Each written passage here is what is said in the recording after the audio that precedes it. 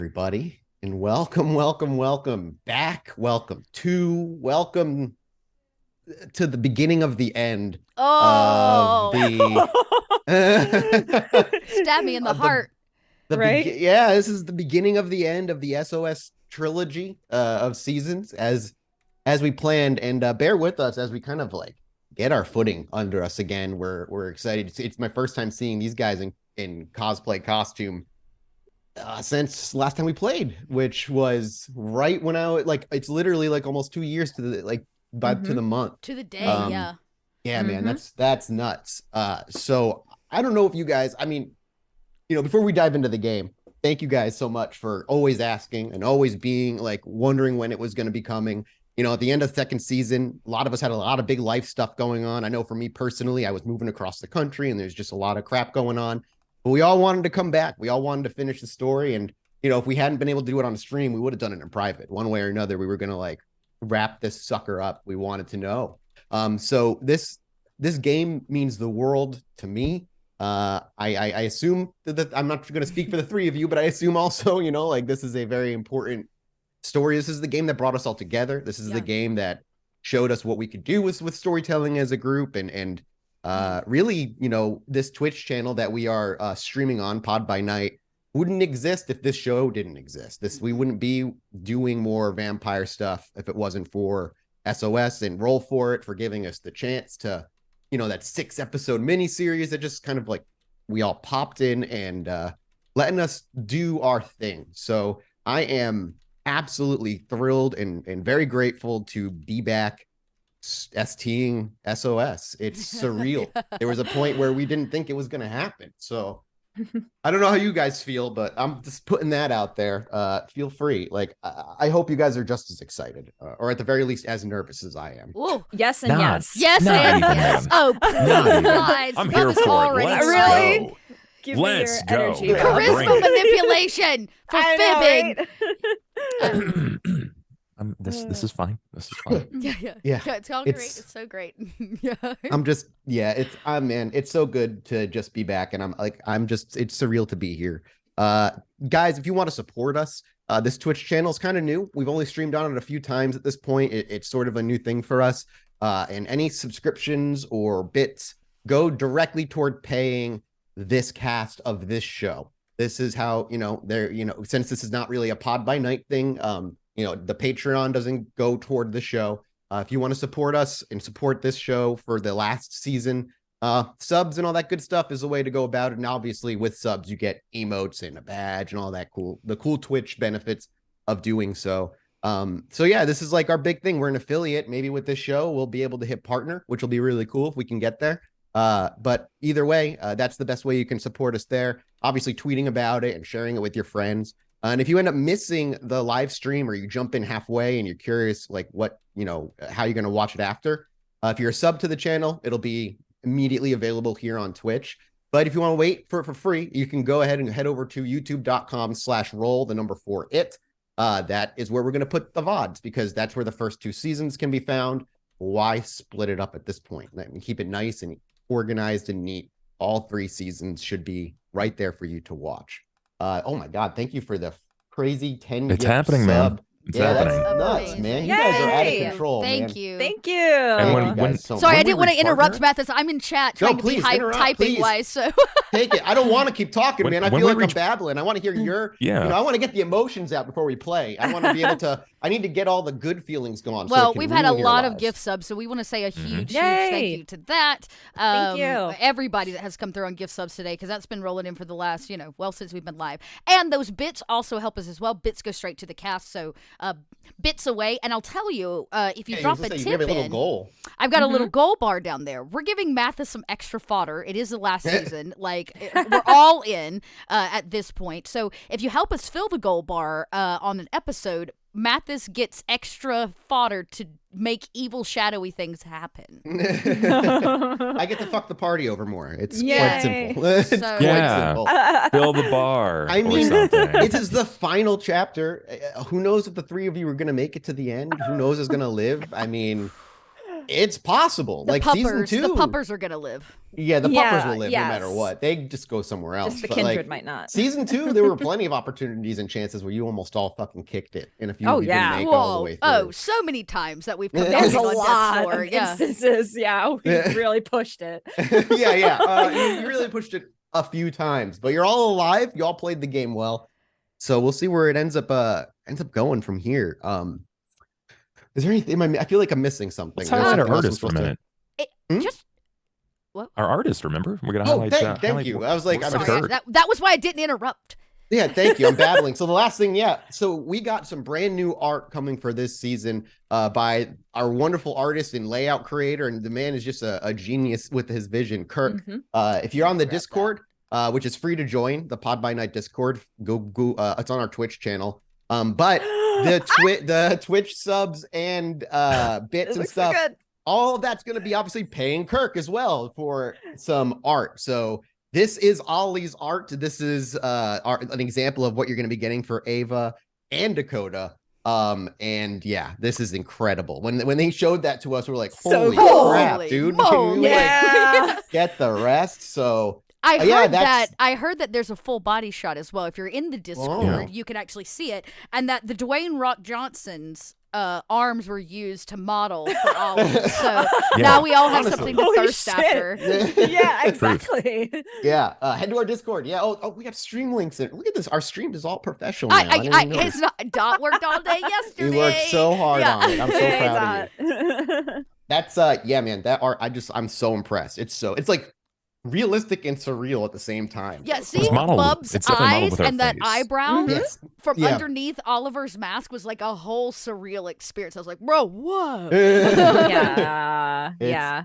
It's awesome. So yeah, Hey, that's there he is also in chat, actually. Hey, Kirk Designs. Kirk, design. thank you. Dude, you fucking knocked it out of the park. I mean, look, you made the logo. You made The layout. overlay, right yeah. now. See them. It Yes. is gorgeous. It is absolutely gorgeous. So yeah, man, big thanks to you, Kirk. Everybody give him some daps in chat. And if you're in Discord, absolutely thank him for his service.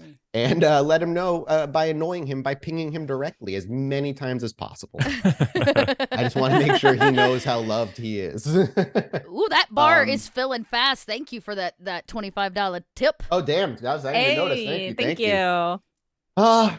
Frick, man, I don't want to start. I'm nervous. I'm like shaking. I'm like, oh man, how If do we I do could this? if I could go through the screen, I'd just rip the Band-Aid off for you, Mathis. But I know right? I'm a good Jesus friend, but I Christ. can't break. Break the time. I feel like, the last thing I want to say is to those who know us only from our podcast, Pod by Night, Stitch of Fate, and this is new for you.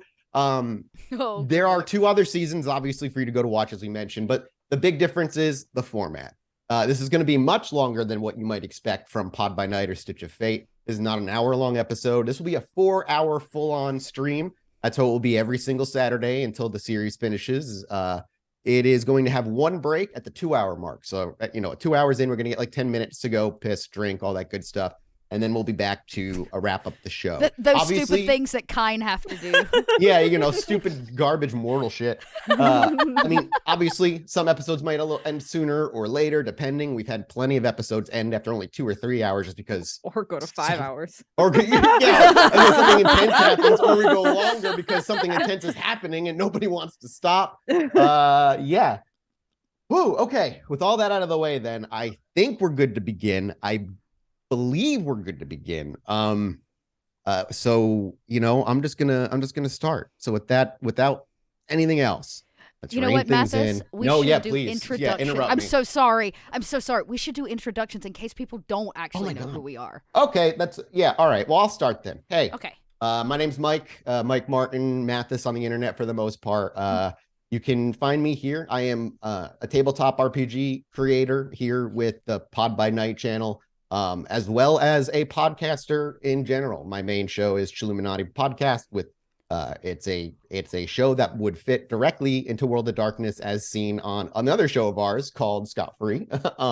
It is a paranormal podcast about all the weird crap, true crime, all that stuff, but comedy first with a big focus on research and not romanticizing the things that we're talking about and making sure, we're still presenting things as horrifying and awful as they are. Perfect for World of Darkness. That's me.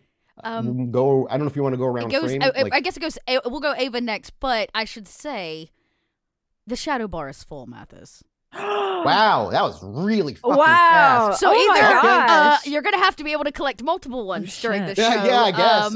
or we're gonna have to do a bigger bar next time. Everybody, first Yeah. off, super duper thank you. We're gonna leave it to Tracy to introduce next. Yeah, introduce yourself, Tracy. Yes. Hello, everybody. I'm Tracy. I go by Magitech or Miss Magitech on the internet. It has been a long time since I've played with these folks. It's 2 unfair. years. It's unfair. We've Literally.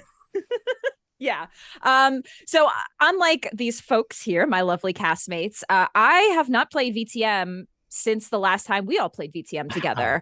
So I'm gonna be a little rusty, but I do remember Ava's character sheet pretty well. I remember her abilities. I remember a lot of the Toreador life. So I'm not too worried about that. But just bear with me as I'm like kind of getting back into the swing of things and being a kindred again. It's been a long time. So I'm very excited. Yeah. I'm feeling Ava's gonna it's gonna be like wearing an old pair of shoes, like riding a bike. As soon as like you have to say that first word as Ava, I feel like you're just gonna slide right back into the dark rose that you became at the end of season 2. Exactly. So I'm very excited to be back and playing VT. I've been wanting to play VT. Oh, God, it's like it's hard. So I'm really happy to be back and playing. Go ahead. I was say we better see you as a guest on other Pod by Night stuff after this. Well, I'm just a Discord message away. I'm just out here doing my thing. But I do, for me personally, I do play a lot of D&D on my own channel. If you see me in chat, I'm actually Magi RPG. I'm not Miss Magitech. I changed in the last year. I changed my Twitch handle to Magi RPG because me and my friends play a lot of D&D in our free time on my channel. We actually do 4 shows a week, 4 nights a week, and it's really cool. It's turned to a whole production. So if you're into D&D, you can check out there. That's actually where I've been getting the itch to play an Ava-like character. I play on Friday nights, so she's a Dampier, and she's like that bad bitch kind of vibe. Yes. So I get to play that on Fridays, and now I get to play Ava on Saturdays. So I'm so happy. So that's me, and that's my little intro. So they're 4 totally like different rule sets? Wait, say that again. Are they 4 totally different rule sets? I'm curious. No, I'm curious what you play. We're playing 5e right now, though we do play, like, I run Cyberpunk games. We've played like Mothership, other games as well, but right now it's mostly D&D 5th edition. All right, well, that leads us to Bub. Bub, who are you?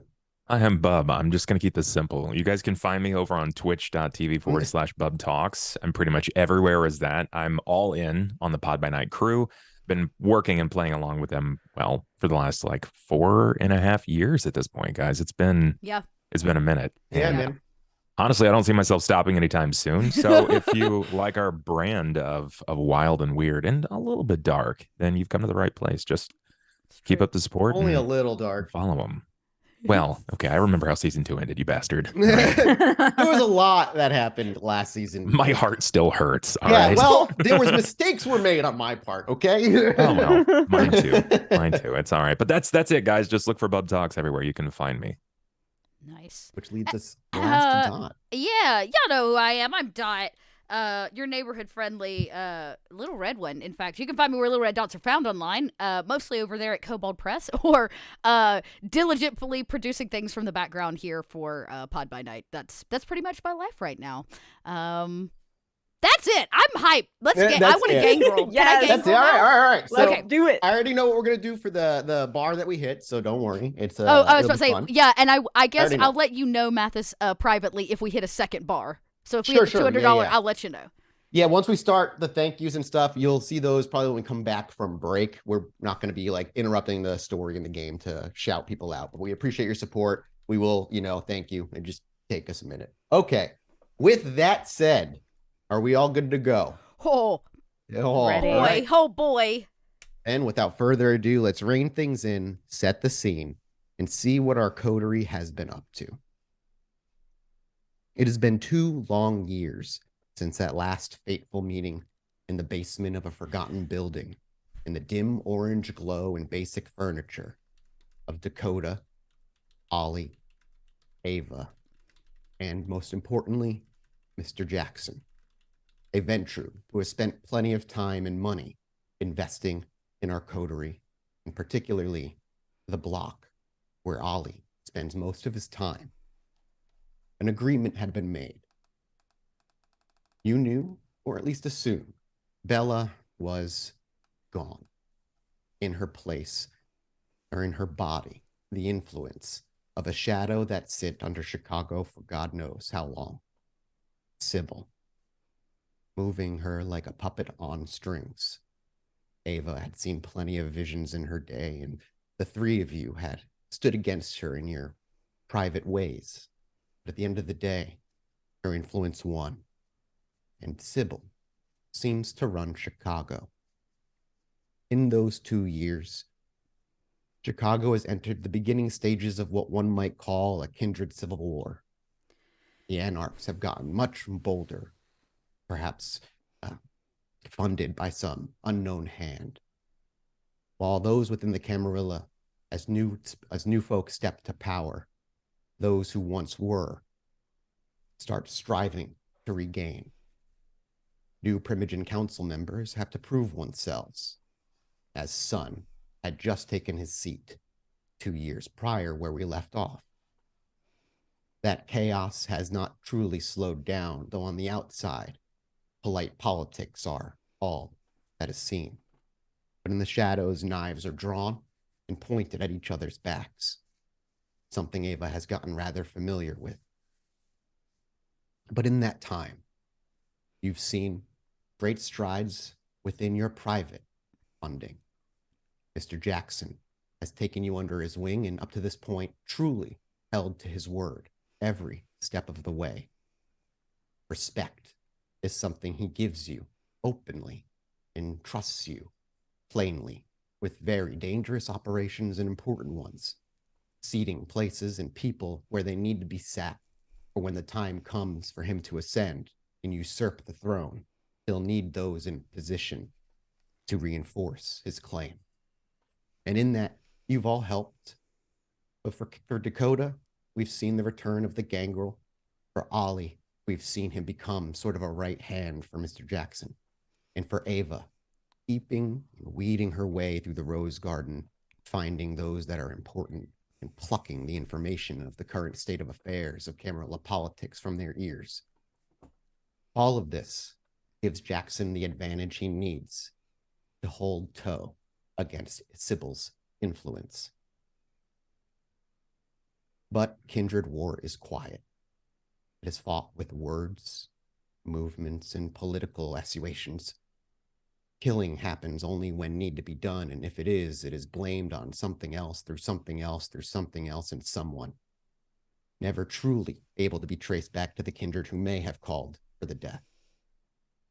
Blood hunts haven't truly been called in these 2 years, and the La Sombra still eke their way into the Camarilla life here in Chicago. It's still hard to know if they are there to serve Sybil's wishes, or if they are truly trying to join the Camarilla and leave the Sabbat as they claim. It's difficult to know the true intentions of any La Sombra. But as the sight fades in, and our night sky is seen with a quarter moon, gentle clouds, and a warm breeze on a late June afternoon, we are met with a large 25-story building. At the very top, an exclusive restaurant, only the highest of the high can enter. Money at their fingertips as though it were water. Those with the names attached to them. Those were Toreador. And as we find our way up the stairs and push through these gilded doors into a velveted and red carpeted room, we see people milling about, dress clothes and dresses, drinking fine champagnes and chattering while quiet music plays somewhere from way in the back room. Sitting on the floor, our camera swerves between feet, dashing between those we care not about, and move into a private room where a simple wooden door keeps it closed. We slip under the door crack and that loud music and chatter dissipates behind us, and instead we see a very elegant 2-person table, a television on the wall, a personal bar in the corner with a servant making drinks, a blood doll, as you're aware, Ava. And as they finish pouring 2 martinis, This person strides out in their tuxedo with a bow tie, a woman with her hair tied back in a tight bun, and drops a martini in front of two individuals. As the camera pulls back and the bartender walks away, we see a profile shot of a face we haven't seen in quite some time. Ava Heloise. Ava, it has been 2 years since we've seen you and 2 years in game. Has Ava changed much physically? And what does she wear? Ava looks a little different than what you might have seen from her for 2 years ago. Her hair has changed, as it does every season. She has a new look, a new style. This time her hair is still long, jet black, but it is tied back elegantly in a bun. Her makeup is dark, smoky. She wears a red lipstick and wears a long black dress that kind of has like a mesh front that's cut, and it's low cut, very elegant, with her long black nails as she takes this martini and takes a sip to look at who's in front of her. And while it's been 2 years since you've been able to, or since you've regained the ability to do so, it is still something that must be done. May I get a rouse check as you call for the blush of life to drink this drink without having the problem, if most kindred do, vomiting it everywhere? Yes, let's go.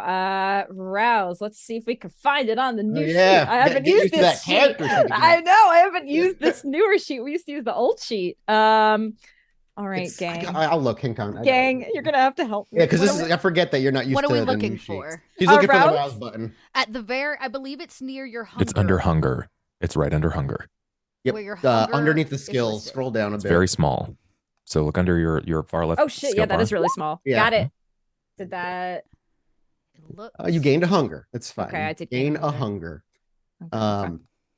As the drinks come in contact with the table and that clink occurs, our camera pans over to her dinner mate, who reaches forward with his with a dark hand and draws it to him and puts it to his lips. A face that you've now had the pleasure of dining with twice. Nero, a toreador who worked his way back into the Camarilla not 2 years ago.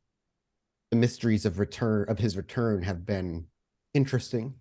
The whispers that he woke up to music in his head, the rumors that he truly still dreams, if kindred can dream. In his first meeting with you, only 2 months prior, he approached you. He simply said he had an interest in you. You intrigued him in a way the other kindred around here have not. Perhaps it is your youth. He loved to have dinner with you. Unsurprisingly, Ava jumped at the chance. And it was a simple dinner. Not much beyond surface pleasantries were exchanged. Him still very much keeping himself a private man, and Ava playing the game and not letting much about herself other than the known quantities out. A few days after that, he approached you again.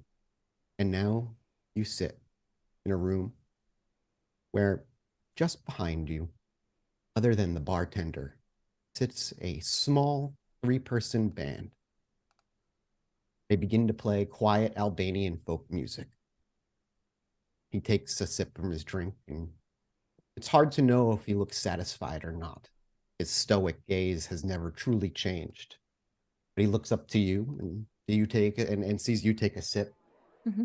And as you take a sip, he does give a gentle smile. Miss Heloise, I just want to thank you again for gifting me your presence this evening.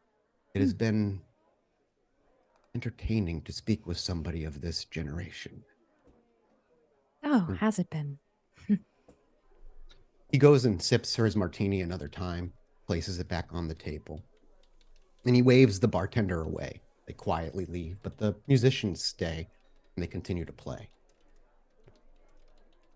You have risen in influence rather quickly in Chicago, a name made for yourself.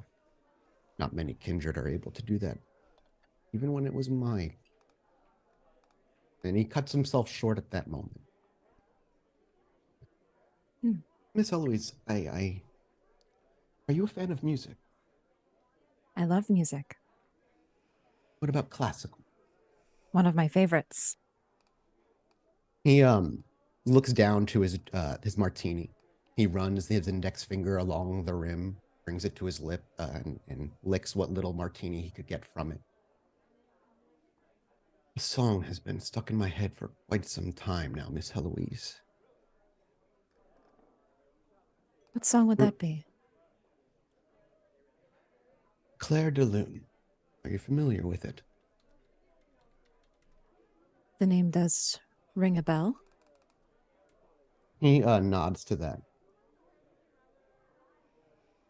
It's not something that I would have called myself a fan of. But for some reason or another, I cannot get it out of my head. There will be a live performance of it a week from now. I would love it if you would come along. But of course. The gentle and warm smile returns to his face as he looks to you. The others around here have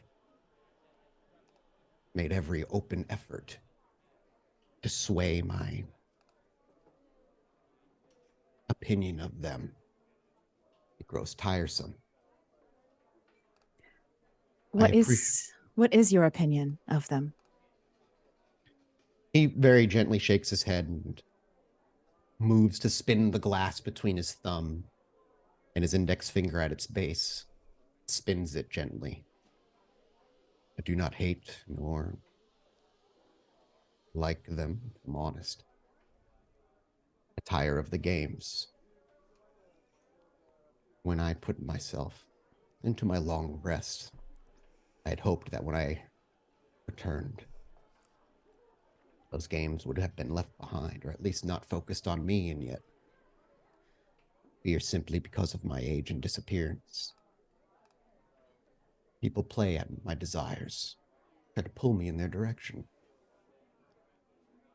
For whatever reason, perhaps it is your ignorance or your youth, you do not know who I am. You have not.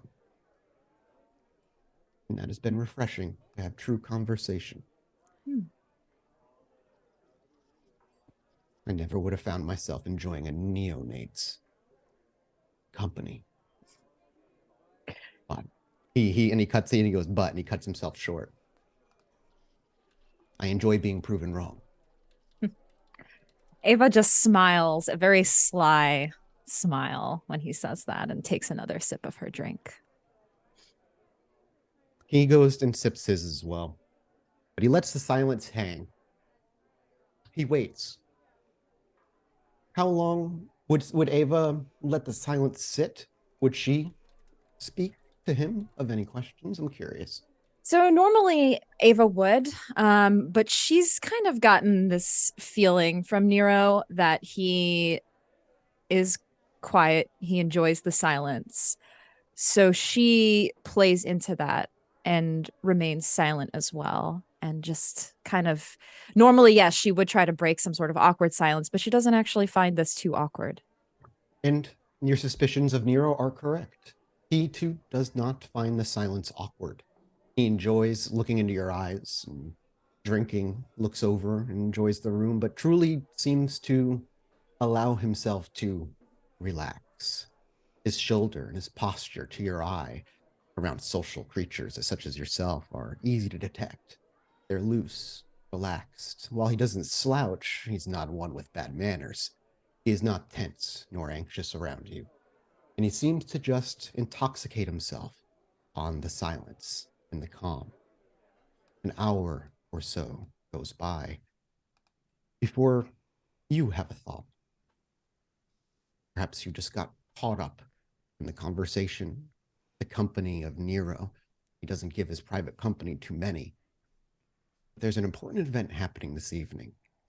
And while you'd love to spend another 3 or 4 hours, or perhaps the rest of the evening entirely in Nero's company, eventually picking his brain, you have family waiting.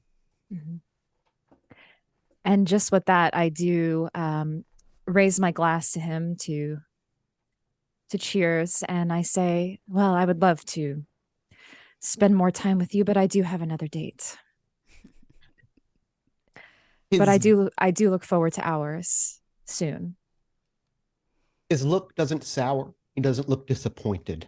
He simply returns that same warm smile and very simply says to you, again, Miss Heloise, your company has been a privilege. I very much look forward to your company next week. I promise at the very least, if I bore you, the music will be valuable and entertaining. And he smiles wryly. I'll see you soon. And as Ava stands, do you finish the martini? Yeah. I'm assuming you have been like sipping it slowly or whatnot over those past hour or so. I'll As down you it. stand and turn to the door, in that spin, as the camera sits next to your head, we can just see a side profile barely. The room goes pitch black. Light dissipates. You look over your shoulder and you do not see Nero or a table or a room. The only thing in your vision beyond the silence of an abyss is that simple wooden door in front of you. The door is not that of the one in the restaurant. It is an old, rotting door, barely on rusted hinges attached to a frame that's seen better days. But before Ava can even take it in, to observe or react to this vision, the door creaks open slowly. A small hand sits on the door handle on the other side, and as it pushes itself open, you see the arm in a fine dark suit.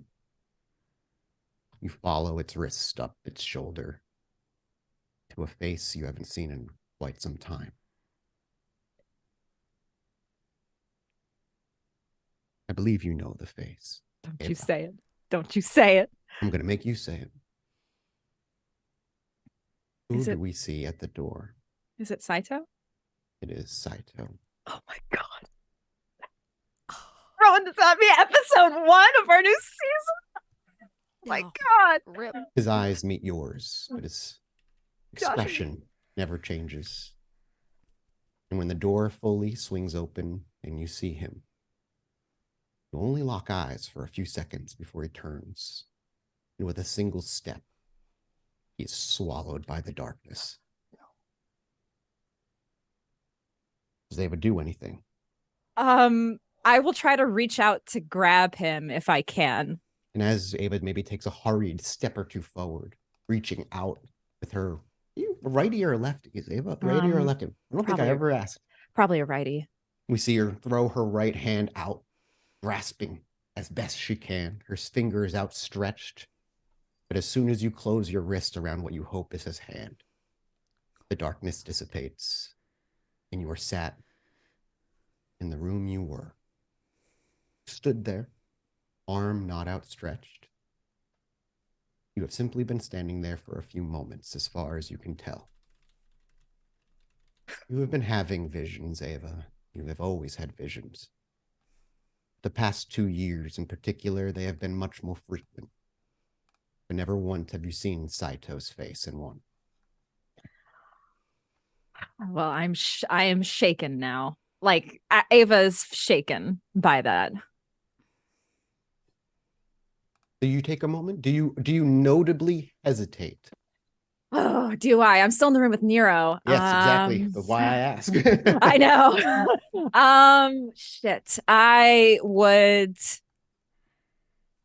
Yeah, she probably would actually take a moment in the room.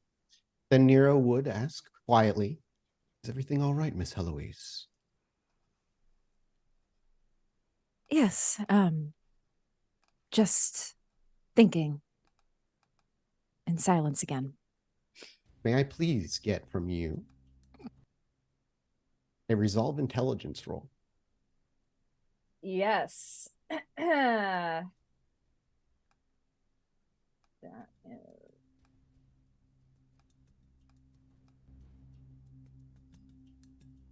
Would you like to re-roll 2 of those dice, Miss Ava?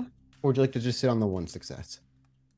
Yeah, you know what? Let's re-roll. All right, give me a 2d10, please. You can do that manually if you want. Okay, I'm just gonna do that Yeah. manually.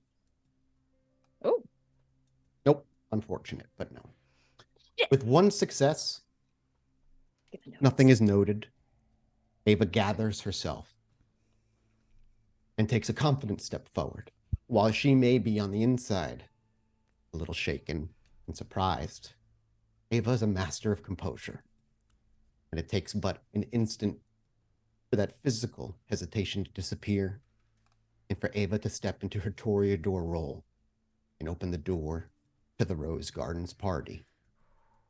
You see, very briefly, Brett Stryker speaking with 2 unfamiliar faces.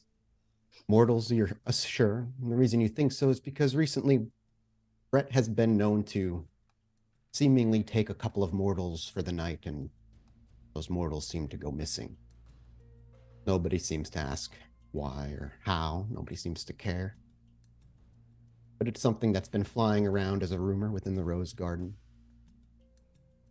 You push through a bunch of faces. There's Annabelle, and having had concerts with you plenty of times, and unsurprisingly by her side sits the sheriff of Chicago, Damien, the one she shills for quite often.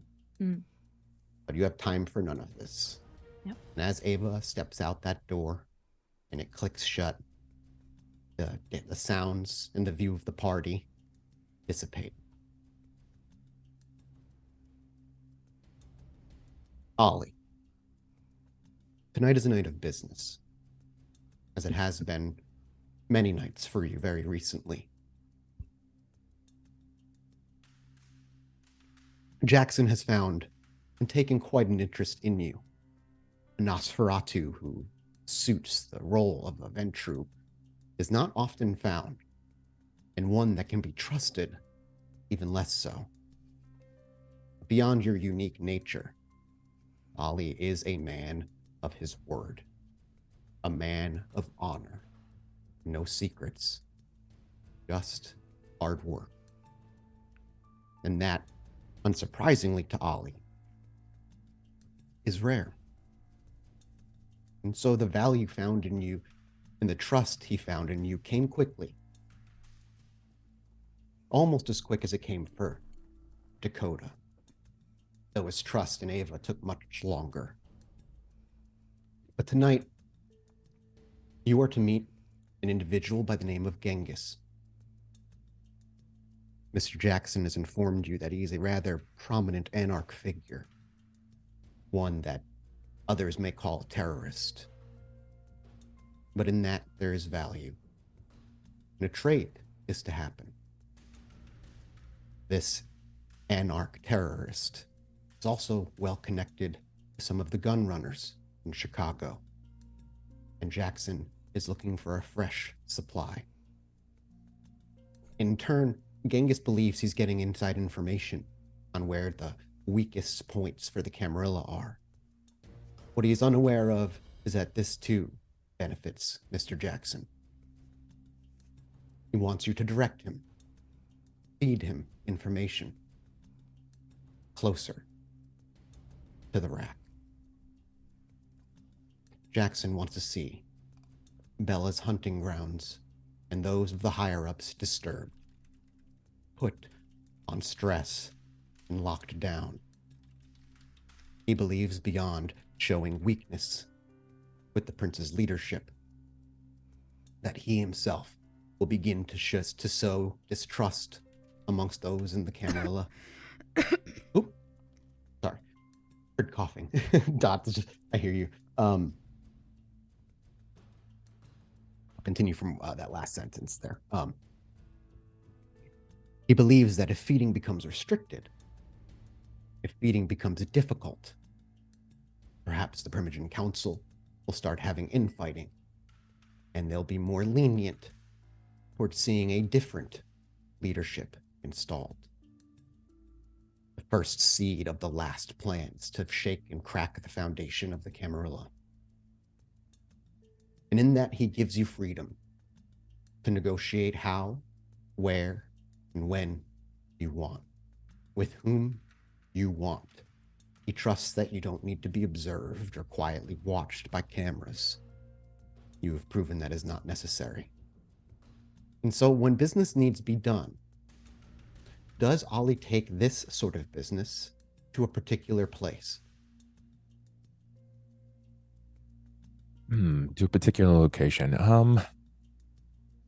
I think so. Ollie has been expanding his territory for a while now, and it's nestled very closely to a Ventru hold. So I think Ollie will likely May I establish. prompt something then? Please. As the camera sweeps in from the high skies and enters the street level and buildings, what does this little piece of Ollie's terrain and domain look like now? After 2 years of funds have been pushed in, the buildings themselves were run down beyond 1 or 2 that you had influenced, but with Ballard's money and now Jackson's money, I'm very curious how this block or this part of town looks. To the block, this part of town probably has a bit of a facelift, mild gentrification, but definitely leaning in the angle of supporting those that are underrepresented. There are clinics for those that need support when it comes to like drug abuse, that sort of thing. So you're seeing a lot of initiatives and safe havens for the homeless and those that are forgotten or abused. Workplaces are being provided. It feels comfy, it's cozy, but it supports all financial backgrounds, and nobody is really looked on any differently, such as the way that a NOS would absorb and have that. And where would you be doing business? Which build? What does it look like? Are we looking at your bar? Are we looking at a separate building entirely? This is probably a separate building, particularly when he does business for Jackson. As much as it is in his interest to stay in a comfort zone, he knows that if things go awry, he needs to function a little differently. So he's going to go into a place where it's okay if there is some mild reconstruction. So we have a place that is in construction. The old parts of the building being torn out and replaced with non-rotting wooden beams and so on. And I imagine we sit on the second floor of this building. The floor itself, a white tile having already been replaced. A large oaken table that has been here since you bought the building still sits. Ollie finds it to be an attractive fit for the room. Its age and the years of work it's seen give it a character.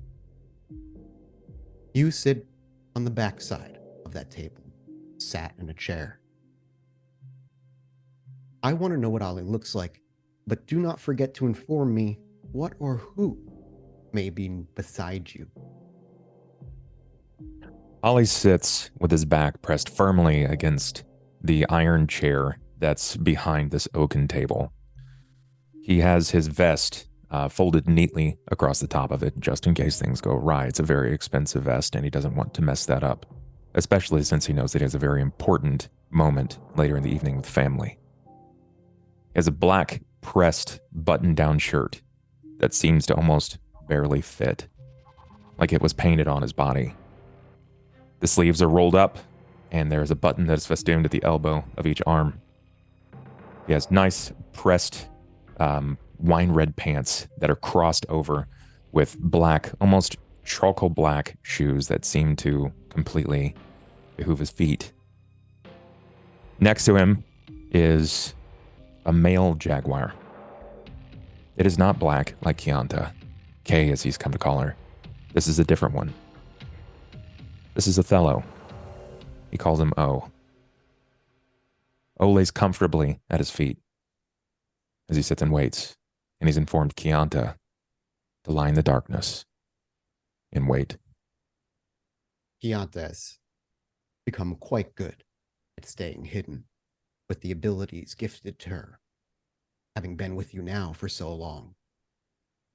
You can hear the heavy footsteps of 2 people, it sounds like, making their way up the rickety stairs that have yet to be ripped out and replaced. And soon there's a loud thud thud. Before you can answer, the door handle turns with a creak and it swings open.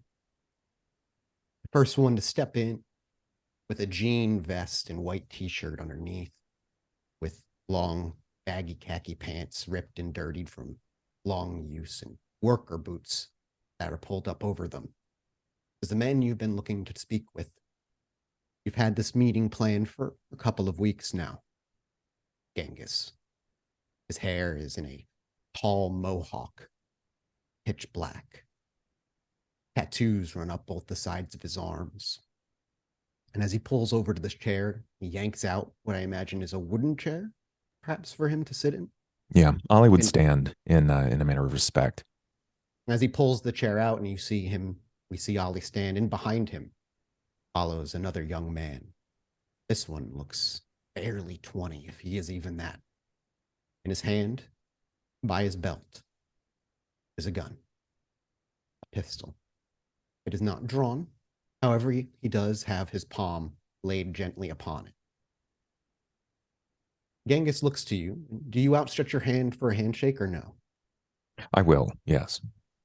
He will reach out and quickly grab your hand and almost slap it as opposed to shake it, but there's a loose attempt at what might consider a shake before he sits down in his chair and he tongues out the rest of his toothpick that he spins between his index and his thumb on his left hand and brings it down to rest at his side. Oh, yeah, all right. So you're Ollie.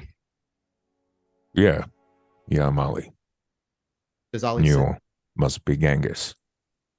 He nods and he kind of shifts in his chair a bit before he finds a comfortable position where his legs are kind of splayed out and he's slouched just a bit. He looks to you if you sit or don't, but doesn't say anything and kind of waits for you while he looks at you. I'll sit, probably putting an elbow on the table and putting the other to his side, much like he's pursed and waiting, kind of sizing up Genghis. It's very clear that Genghis doesn't seem to notice, obviously Chianta, but also Othello at your feet. And as there's an awkward few moments of silence, he says, so, and he snaps. And as he does, the young man runs up and he reaches over, pulls the pistol, places it on the desk before he quickly runs out of the room. You hear footsteps running down the stairs and out for a little bit. There is a awkward silence between the two of you. Genghis looks to you and raises his eyebrows and brings them down like, yeah, all right, so what's up? And after a few more moments, you hear the footsteps running back up the stairs. In walks the young man with a suitcase, metal, locked. He thuds it onto the desk, fiddles with the codes before the locks give, and you hear that definitive kunk as he spins it around and lifts the suitcase open. And in it, you see 2 guns, a rifle that has been taken apart, and a sawed-off shotgun. Genghis kind of gestures with his face in a slight nod. That's just a bit of what we have outside. Are they proper ghosted? Serial numbers have been shaven off. All right. No trail, no tail. I'm good at what I do. That's what I've been told, Genghis.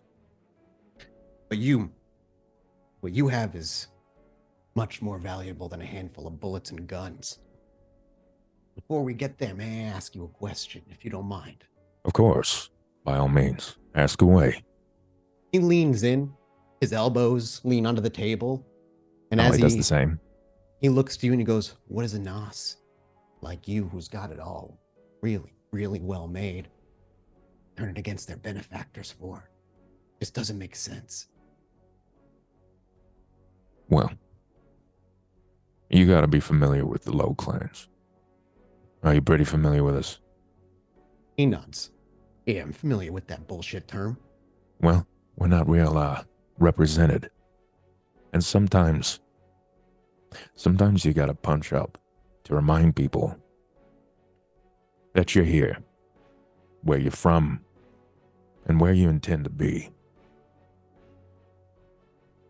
Let me pose a hypothetical for you then. Say, the Camarilla does fall. The Anarchs do step up. Can we count on you, Mr. Hopkins, to remain as trustworthy and business friendly as you have been? Ollie leans back. Listen, Genghis. All we have out here is our name, our reputation.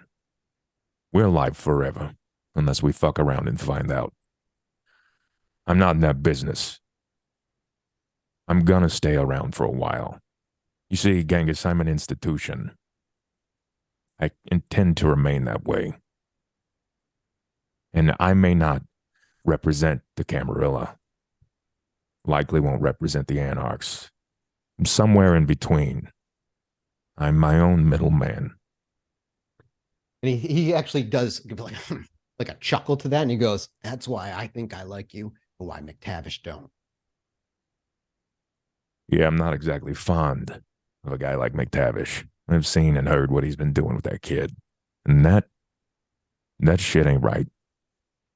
He almost shrugs it off. I don't worry about the fate of other kind. What do you want to know, Genghis? I didn't hear to gab and gossip. Everybody knows the rack, but very few know where the Primogen died. Except you and a few others. But you're the only one willing to talk. Look, I can give you the locations, but I think the why is just as important as opposed to the where. You seem to be a smart man, Genghis. Do you know why it's important to hit the rack? Of course I know why it's important.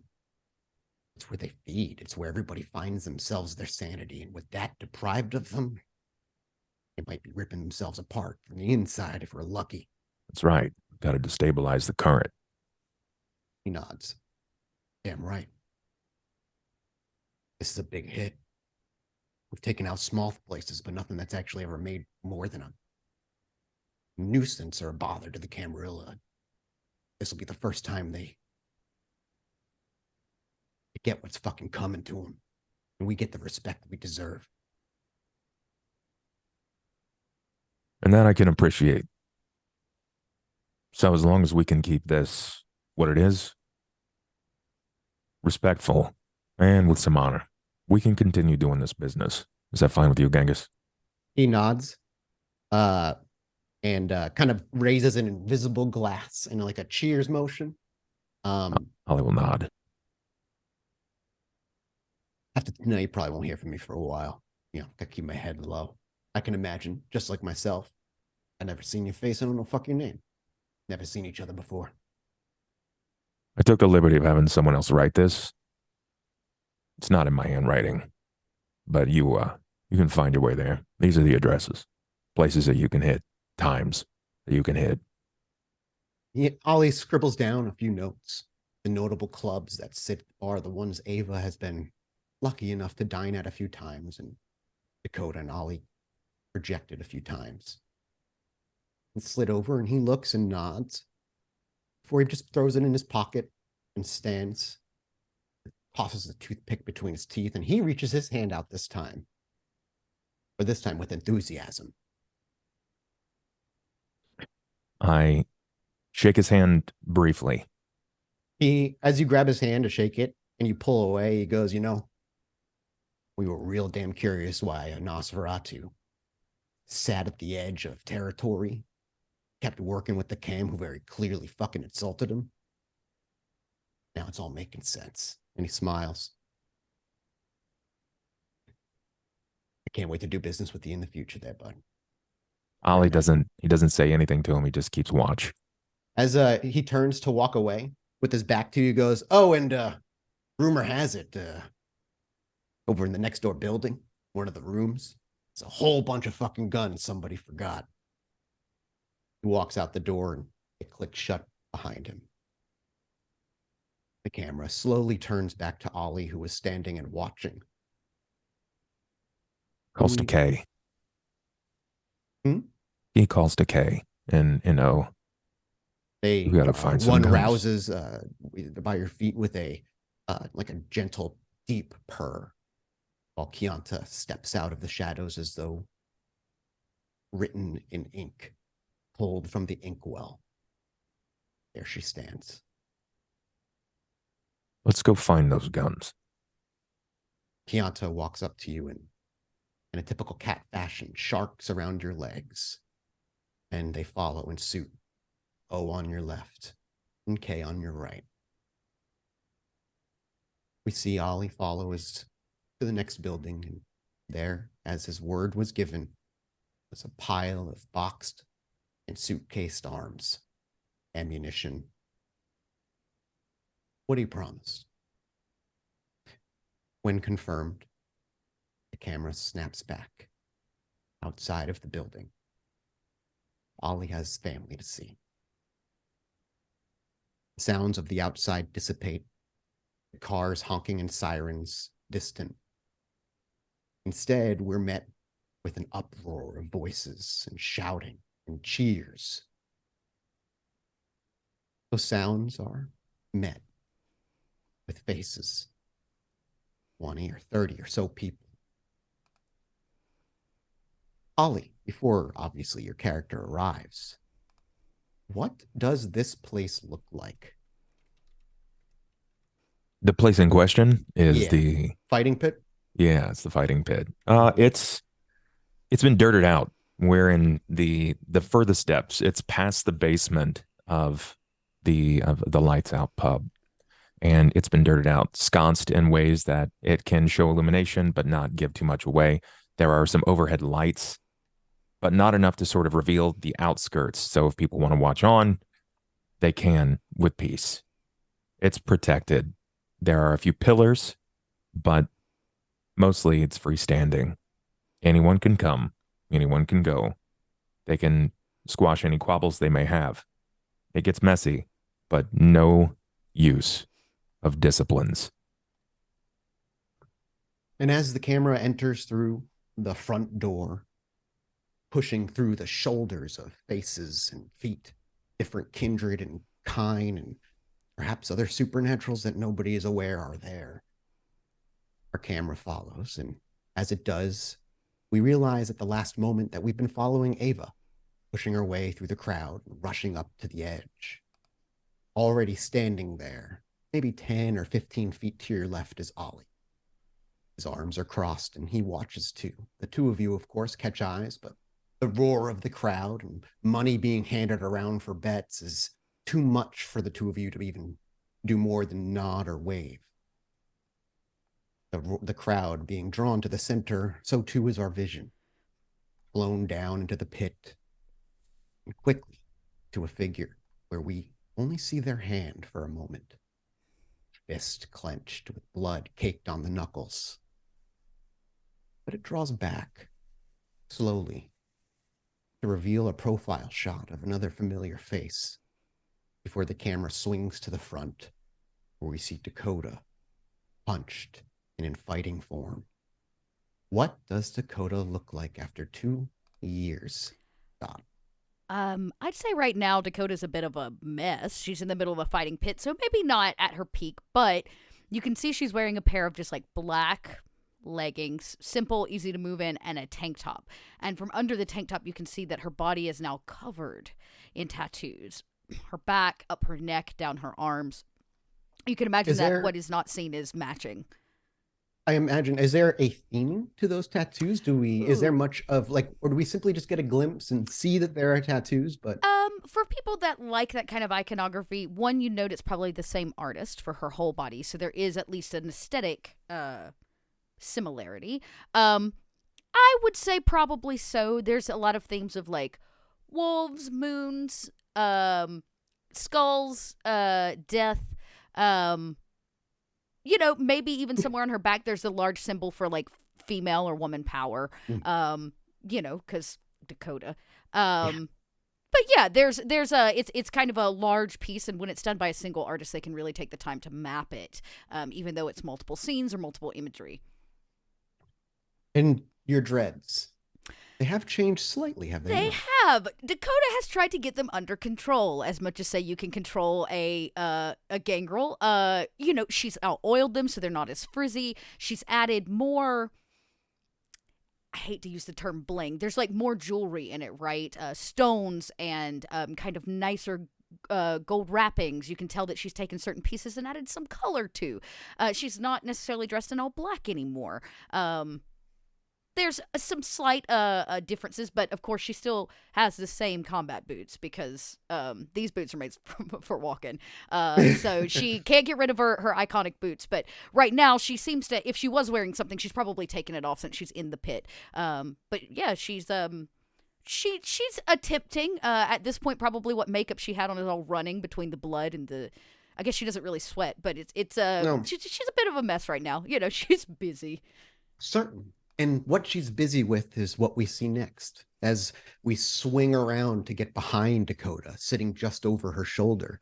On the other side, much smaller but recognizable, is another gangrel, who is also looking equally as beat up, if not a little more so, than Dakota. It is Moon, with his longer hair and jean jacket. And he sits also hunched, looking injured. Before the two of you sprint to blows once more, he simply shouts, "And you think you are worthy of leading the gangrel in Chicago, the one who was the mutt in pup for the Camarilla prince who sits on their ivory throne now? The one who was at disposal and bounded to those that they believe they're better than. I am to give up my seat for this pup." She goes, "Big words for an old man." And with that, there's just a kick of dust from his side as he launches himself forward and ravenously baring his claws at you and going to move in to strike. Now, how much health do you typically have, Dakota? On a normal day? 11 points of health. So If we you will don't- say yeah, you are. yeah. We will say you are currently. You've taken 5 of superficial damage so far. Perfect. And since I can't use any abilities, there's no way to negate the damage. So she has no toughness on right now. It's just all Dakota. And so he sprints at you. And do we see Dakota sprint also like to meet center? Or does she for sure. plant- She's here for this. She laughs when she knows that got under his skin. As she also kind of lets out a bit of a growl as she launches herself towards the center of the pit. And we, as we see the dust from the feet of Moon, and we pull our camera back, we then see Dakota in that profile shot of both of them kick off with dust behind her, and they sprint at an unnatural speed. Yet, of course, we can watch them. They're not using celerity in such a way where they disappear from our view. But in that moment, under a second, you meet in the center. Please, I imagine you're not defending, you're going all out. Oh, You may make me a strength plus brawl as he too launches into a wild Since attack. I'm gonna grapple him. Can I use my Okay. specialty What is your specialty? in grappling? And yes, you may. It will give you a 1d10. You also can rouse the blood if you so choose to give yourself 2 more d10. This is important. So I will rouse. That's what. Yeah, it's up there in import. You can lose this. I Okay, I you do not get could. hungrier. That's good. I'm here for the fight. Okay. Where is the pop-up window? There it is. Okay. Strength brawl with the 1. Oh Yeah, no, I'm sorry. and the plus 2 extra 3 die, total. so 3 total extra die. Oh, this poor guy. And I will roll mine. Damn, brother. Damn. You gonna re-roll 3? Did I must have rolled poorly. Did I roll Oh, poorly? can you not see it? 1. Oh, I can now. Yes, sorry. Yeah, Lots yeah. of It's not like producer not screens poorly, now. but with that that Oh pool, yeah, I'll it's use not that another you rolled. willpower to re-roll that for sure. Okay, I'm gonna roll his. He is also going to rouse, but he just doesn't have a specialty in grappling like you, and he doesn't quite as a big a Another pool. Willpower, re-roll 3. We'll do it this way. Did it only roll 1? Let me try that again. Yeah, I only see Let one, me do and 2 that's more. mine. I rolled. 3, 4. So 1 more success. So I only got 4 successes for that one. So with the both of you, 4, then, okay. with him at 4 successes as well, the two of you launch into one another. Your elbow wedges itself in his ribs, and as he winces, he too is able to launch his arm around and grab the side of your neck with his right hand. The both of you struggle for a minute before eventually the two of you are in grips with one another. Neither one of you going down to the ground, yet neither one of you giving any leeway. You sat in the center, openly grappling and struggling with your feet dug heavily into the dirt, so much so that the dirt itself has given way a couple of inches from just the mere force of the two of you hitting one another. There's a loud crack as you can hear bones snap, but of course you're kindred and those bones heal. You go for it again. Another strength plus brawl. Oh, yeah. Yeah. We'll just stick with what we know. I'm going to do a flat roll, no willpower this time. No willpower? Are you no rouse, you mean? No, yeah, I won't rouse. I won't rouse at But you still get your specialty, so. Yep. Just see if the dice do me better. Well, I need to Not make really. They did another 3 successes. I'll go ahead and use a willpower to re-roll another 3 of those dice. He got hungrier from the last time, so he's not going to do any rousing either this time around. Oops. Let's see. I want to do an oh my gosh. I have to be on. Oh my god. Beautiful. I hate you. I hate you. Oh, another 3 shit die for me. Oh man, so you rolled 3 successes a total. So as the two of you struggle and you maneuver your feet through one another, it's quick and you don't see it coming. You weren't prepared for it as his left foot moves on the inside of your left leg, or your right leg. And as it hooks around, he launches his fist into your gut and pushes you back over it, sending you toppling to your back, maybe a foot before your back hits the ground and slides across the ground a little bit as he stands. You're going to take 2 more superficial damage from that. Okay. Dakota, clearly he was not trying to grapple. She notes that she has a curious cat. She notes that the grappling isn't working. So she has another set of skills that she might use to try to get out of a grapple with him, to get maybe a leg up or to like flip in and around him, which is her parkour. And so she's going to take like a kind of a running jump and run the wall to get around behind him. Okay. I like that. I will have you I don't know. Let me look at the character sheet. I don't want to you don't have to necessarily make 2 rolls here, but I need him to roll something to like see if he gets anything, or you're just going to catch him off guard completely. Let's look at this real quick. Oh no, I've got both. So if you're going to be running the walls, make me a dexterity brawl check as you're going to try and leap off the walls from there. So I have a athletics and parkour. But I don't know, can I carry that specialty over? Because it doesn't usually if because it's for athletics specifically and specialties are just for that set skill, it would not carry over to it. However, having it would allow you to run on the wall and give you this sure. So if that's the case, and I am going to still use a brawl, I think Dakota would run the wall to try to get behind him to lock yeah, his neck. what I'm using this for mostly is to see if he's going to take a penalty because you're getting around him. So I'm just going to need you to make me that first. 1, 2, 3, 4. Wow, you rolled really well.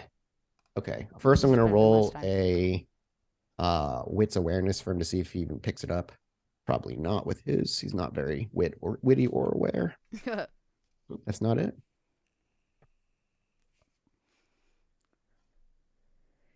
I'm nervous now. Nope, he does not catch it. So he's going to take a penalty on his attack roll to you in defense. So you rolled 5 successes is what he needs to beat. That's probably not going to happen. He's going to take a penalty, so he's only rolling 4d10. I rolled 3 successes, which is not nearly enough to stop you.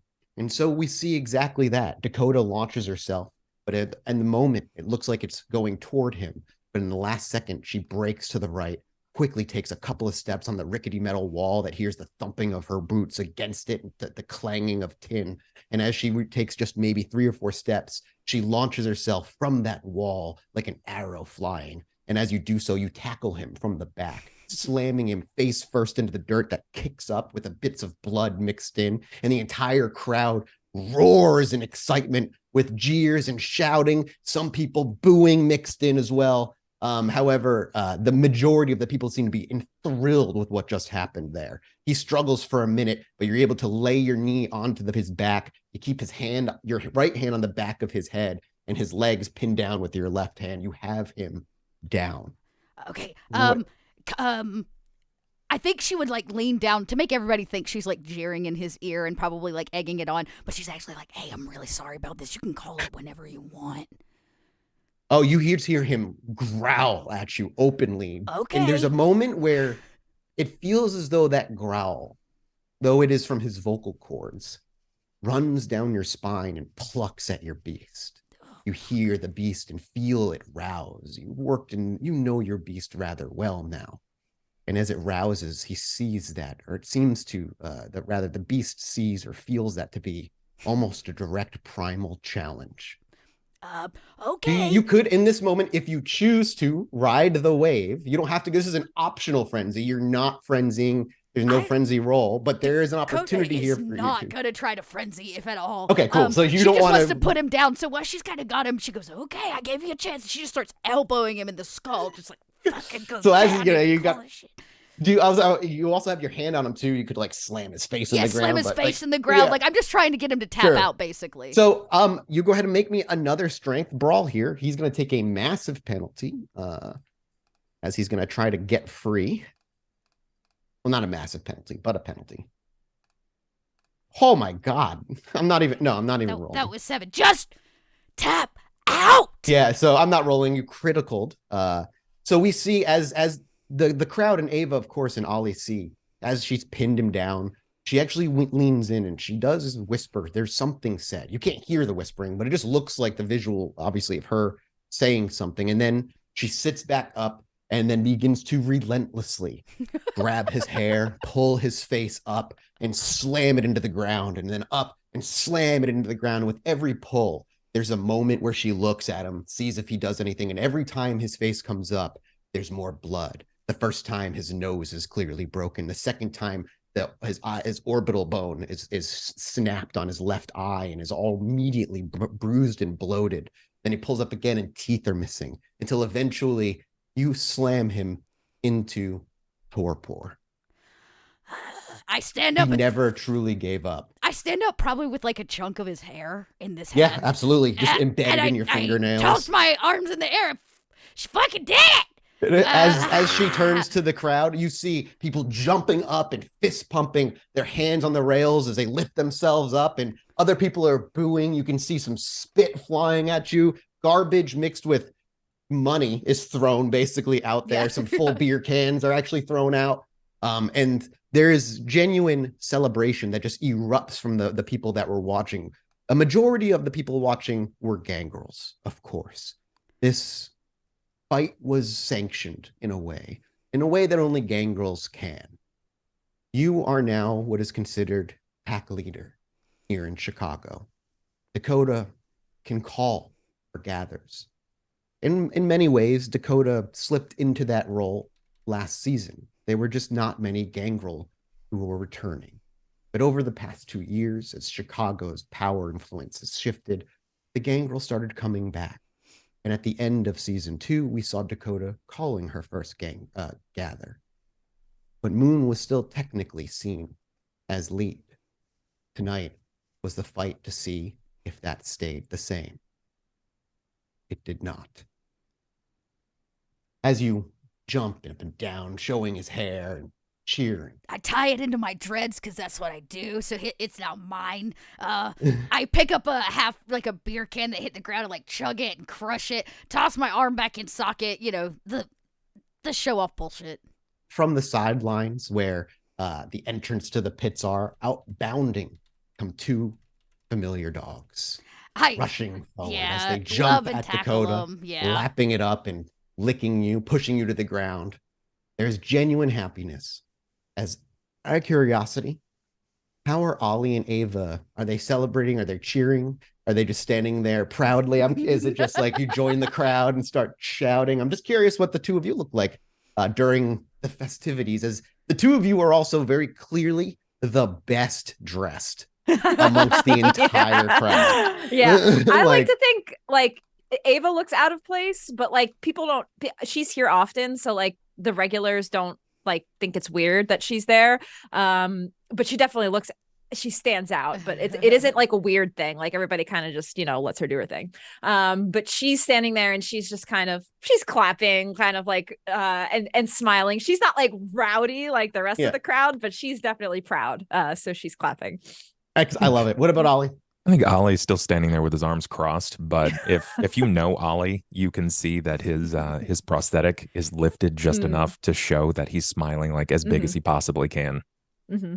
And then when we see both of those and the camera kind of pulls back while the rest of the crowd kind of mutes in color, the three of them stand out, facing each other like a perfect triangle.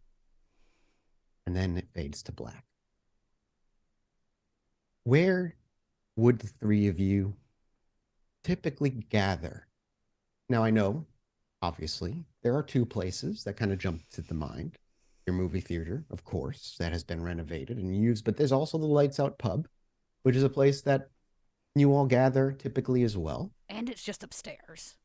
And yeah, exactly. So you could go right up there. However, if there was a desire for private celebration, the Lights Out pub might not be the place to go tonight, as after this fight, they're going to make some money. Oh, yeah. And there's going to be a lot of people upstairs celebrating. The kitchen even, there'd be very little time. If that's where you'd go, though, even to spend some time, that's fine. Tell me right now, and I will make a storytelling narrative decision. Well, we still always have our private booth. We do have our private booth. This That's is true. I do kind of want to do the pub for old time's sake. The Lights Out Yeah, pub. it feels a little nostalgic. And Yeah. it's here. We'll get to kind of sit in the joy of the night, I guess. Yeah. Then we're gonna go ahead and say, as we see the three of them kind of highlighted and the crowd beginning to disperse, making their way up the stairs as drinks are ordered. Maybe the three of you linger for a moment in the fighting pit, though don't say words to one another, before each one of you individually make your way up the stairs. And we'll take a break a little early as the reintroduction to our characters ends. And the coterie truly returns in a moment. We'll be back in about 10 or 15 minutes. Get a drink, go to the bathroom, take a breather. We're back, everybody. All right. We'll be back in a few minutes. Oh, hydrate or dihydrate, everybody.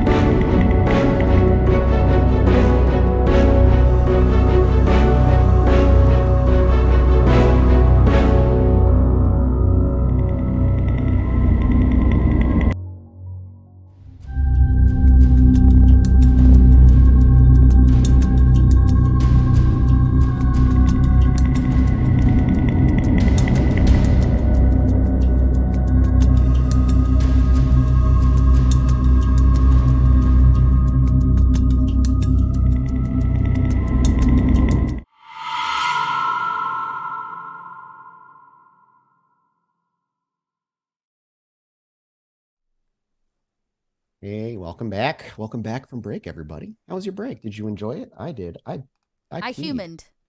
I Same. humaned as well. Same. I got more coffee, honestly. That's human. I always need you it. know. Welcome back, everybody. I'm excited to continue. Before we jump back into it, a few reminders and a few things. Saito showing up is thanks to you. That's that bar. That bar hitting $100 was the trigger for that little vision that Yeah. certainly you just moved a plot point up rather quickly. Let's just say that way. Works out nicely though. I ain't complaining. Every time we hit $100, don't worry, something will happen. I promise. We'll make sure we take care of that. Other than that, hey, the other way that we want to let you guys know to support us is we have a Patreon. If you go to patreon.com/podbynight, we will be doing after shows for this show. That'll head over on our Patreon. You can get the audio only version at the $5 tier, but if you want video of our faces, that's at the $10 tier. So you can support us on that Patreon that way, and you'll get a little something extra, as well as obviously the other benefits that are already part of those tiers as well. And if you like it, there's all kinds of stuff, including joining a community game that's being run by Josh Saito himself for our Cracked Crown series. So you can check that out as well. Awesome RP happening. Yeah, it's some. I get basically me and Josh sit down once a month on average, and he goes over all the updates of the community game, and then I give him responses of the city essentially, as well as like little tidbits for him to just take and run with, and it's been pretty wild, I'm told. So it's been pretty fun to watch. Sometime before the new year, they're going to get to sit down and RP with Vera because she's holding a party, and so they're going to get to come around and text RP with Vera for a bit, which will be kind of fun. If you only know Dot as Dakota, please go listen or watch any of SOF or Cracked Crown, because Vera is like the polar opposite in so many ways. It's great to watch.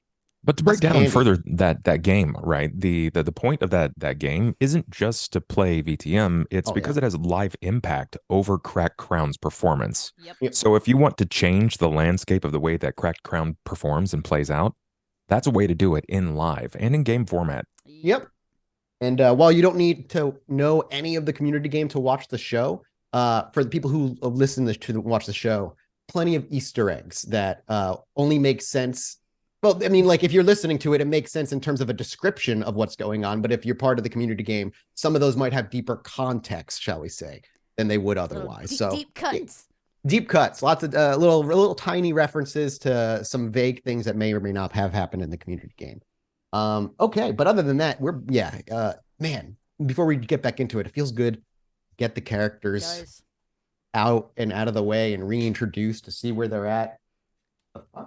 They're so grown skis. Everybody's so I know, grown. right? It's so true. So far. There was a flashback I had smashing Moon's face into the ground of the one time that Ava and I got into some trouble at a club. Yep. One was time. Like, I've done this before. Good time. Oh, man, that's a season 1 callback. Dude. Yes, that's it is. Oh, my God. Right through the correct. Table. You frenzied. It was a great time. It was fun to watch you send your mortal touchstone through a table. And then pick him up as though he were nothing, looking like a 16-year-old girl. It was fine. I was cleaning up my mess, Mathis. I was being responsible. Listen, adult. You were all learning vampire still, I think it was like episode 16 or something that happened to. Yeah, so we avoid clubs now. No clubs. Yeah. You guys are never in a club ever again. All right then. Well, is there anything else I missed? Are we good to jump back in? I said let's roll. All right, then. Without further ado, let's rein things in, set the scene, and see what our coterie is up to. We burst through the front doors of a very familiar bar, a lights-out pub. And while we don't get a good look of its front or the outside, seeing that we make our way inside almost instantly, it is a place familiar and comfortable for so many of us. The tables, surrounded by chairs of people sat around and drinking beer. The bar stools around the bar where Haley hurries around, serving drinks and making jokes and even finding time to flirt with the creepy old men just to make sure they tip her well. She is a master of her craft. Ollie chose well. In the back, there's some shouting of a familiar voice and burgers are flying up, but we can't quite hear it over all of the chatter and laughter. A little earlier, the three of you came through, and Dakota was slowed up by all the people congratulating her and others wishing that Moon had won, but they respect her position and respect her. As they push through, though, they don't spend time chattering with the locals. Instead, past the crowd into the back of the bar, where the sounds of conversation become dull and fade. We're met with a blue curtain. It's pulled roughly to its side at the sounds as metal rings on a metal bar scrape. A booth sits before them, well worn, with stains and scratches over the years. A place that the three of you come when business need to be spoken of. Now, the three of you haven't not seen each other in 2 years. Of course you have. But you've only been able to catch eyes and conversate when the time has been right. 3 or 4 months in between each meeting. But the groundwork has been slowly laid. The strings of rebellion have turned to iron beams, and now the stage is set after tonight. Genghis is on the move. And we all know, at the very least Ollie, knows when this goes off, revolution begins. And as you slide in one after the other, and K and O make their way to the side to make sure your privacy is maintained, the curtain slides shut as each of you, I imagine, grabbed a drink on the way over. A whiskey for Ollie? Or no drink at all? It's his celebration. We are celebrating this evening. I'll usher over a few of the classic low quality beer bottles that have a particular label. We do enjoy the peeling of a good some label. Appealing of a good label. And I imagine you all sit with your respective drinks, and then Ava has the best wine the bar has to offer. And in those years, they do finally carry good wine, very good wine. And maybe, it was your own personal stash, but Ollie has expanded the choices in the bar as the years have gone on. And Ollie, are you drinking at all? No, I don't think Ollie will be drinking, at least right now. Sure. Well, as you all settle in and the leather creaks under each of your weight as you settle, take your seats and pull the curtain shut. You take each other in for a moment. It has been probably 3-4 months again since the last time the three of you have come together. But tonight marks the beginning of something new. Is there anybody who speaks first? I know, I'm pretty bad. We can do solo intros, but bringing the characters together for the first time. Yeah, she comes strolling in. She's never quiet. What am I talking about? The curtain slings back. Dakota is now dressed in her more kind of daily attire, which looks like she's a little skater girl at this point. She's kind of left a lot of the goth behind. She wears a t-shirt style dress and fishnet hose and knee socks with the pipe, the pinstriping on them, her combat boots. She of course has a skateboard.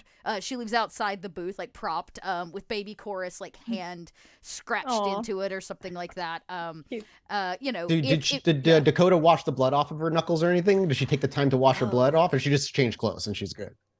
I mean, she would have dabbed it off of her face. She would have tried. Yeah. Ava's taught her that you should at least wipe your eyeliner if you're going to work on the day before. And, the kind of basics. And you can see there's still probably blood under her fingernails. And she's trying to kind of pick it out. She gets in. She goes, "It's really hard to get blood from your nails."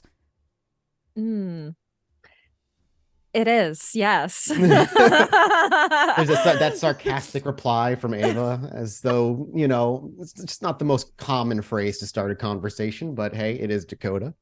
That's why you use gloves. Yeah. And Dakota turns one more time to the bar, who's probably watching her get in the booth, and she does a very excited. She never wins anything. Dakota never wins anything. And she just won the gold trophy for the track meet in high school. And she waves one more time to everybody in the bar as a hoop hoop, and then she goes, "This is fucking exhausting." I know it is. Yes. Why? Hey, you want to win him over more right now? Maybe. Go ahead and let everybody know that round of drinks, they're on you, and I got you covered tonight. Really? Dakota never has money either. She leans out, she goes, "Drinks on me!" And Dakota's voice dominates the sound sphere. Once the words "drinks on me" are shouted from her voice, the entire bar, no matter what they were talking about, stops and just rowdily shouts and cheers. And even those who were in Moon's corner are excited to join in the celebratory drinking. Many That's kind nice. taking blush of life tonight to enjoy the taste of alcohol amongst one another. They know the rules: no feeding in Ollie's bar, at least not openly. Right. So they cheer wildly, and the conversation from that point on is much more difficult to ignore. However, not enough to drown out the three of you. I immediately close the curtain. That's really cool. Might be worth having money just to be able to do that. Yeah, it's got its points of value. Definitely can't get tired of it.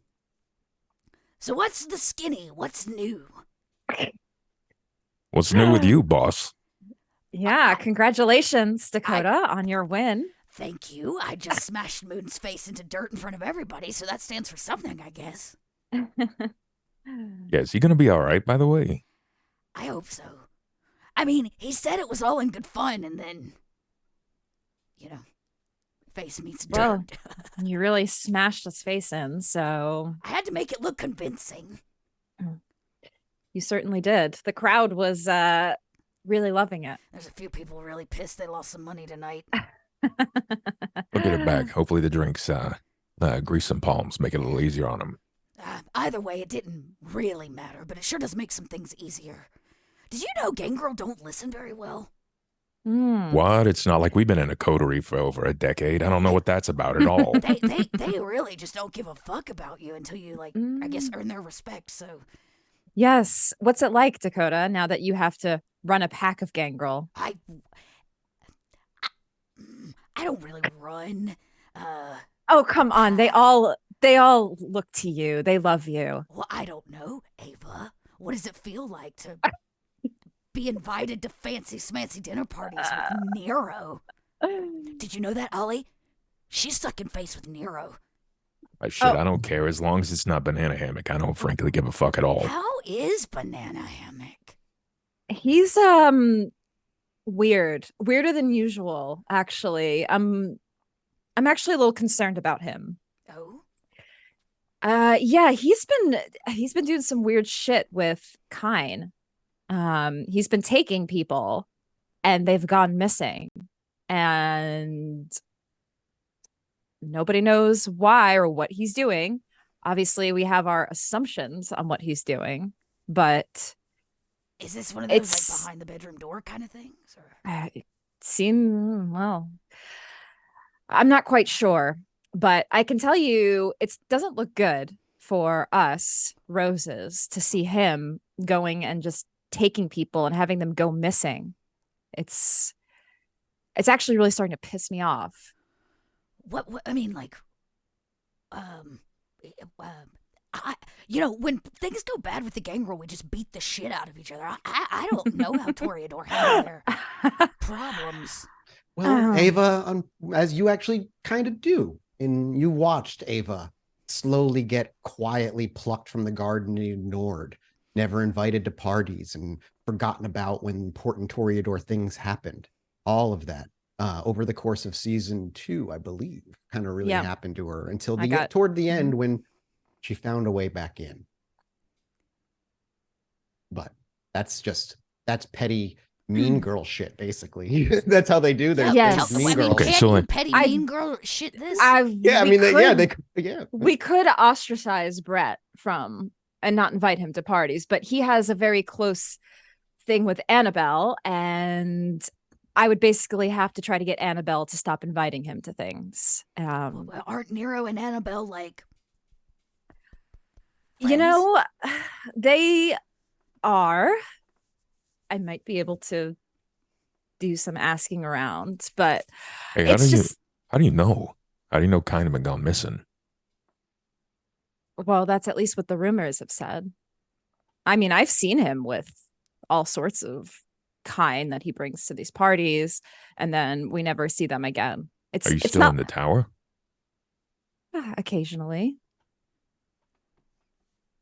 I mean, forgive me for bringing up and kind of digging up some old dirt here, but didn't we kind of crush the trade that was happening? You remember what's his name out of Little Chinatown? Red. I Can't remember his name.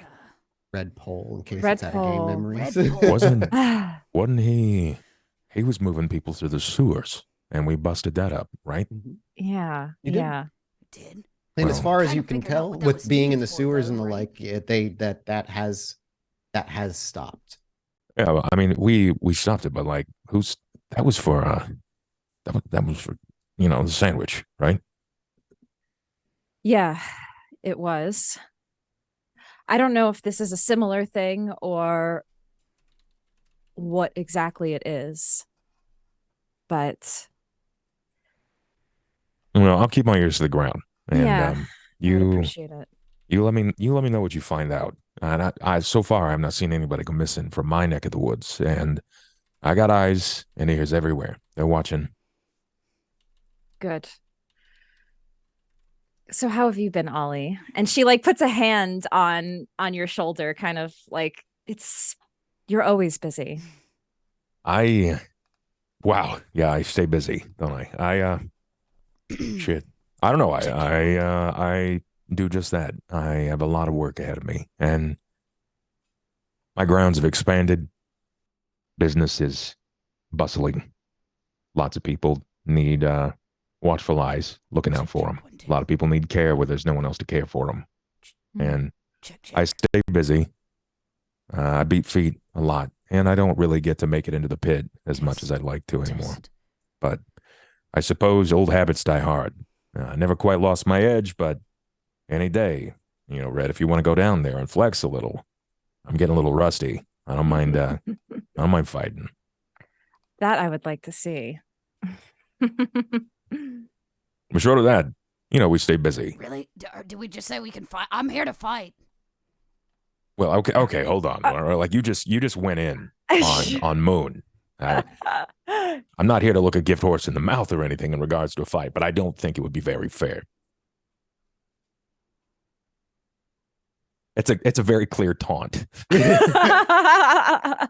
For those who are watching, listening, there's like a little that's tech kind of the issue we're point, having, so right? bear with us. That's all. It's a little weird camera delay happening right now. Yeah, Dot is behind us a little bit Yeah. in the It happens. Is it maybe worth just unplugging and replugging it in and just readjusting the boxes on the fly?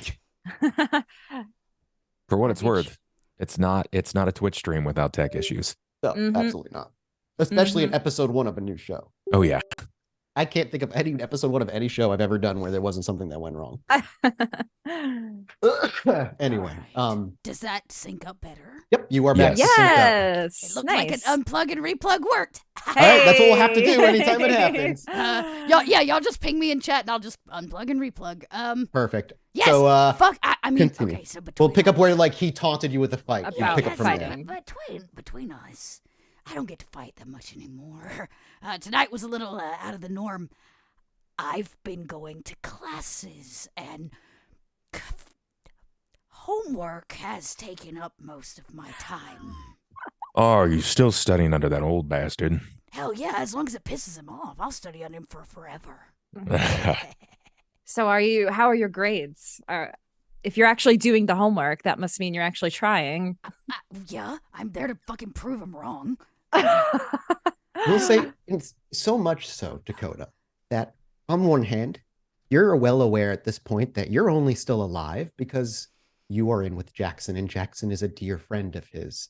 Those who fail his classes typically are killed off, as they wouldn't fit within the camera.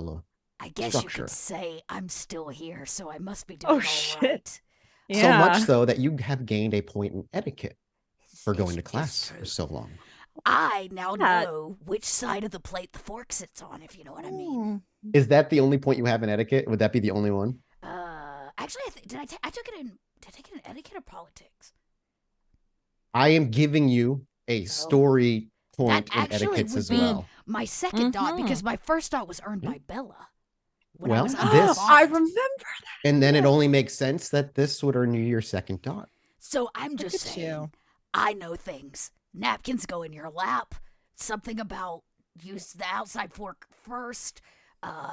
Stupid shit. That doesn't actually hold any weight or value.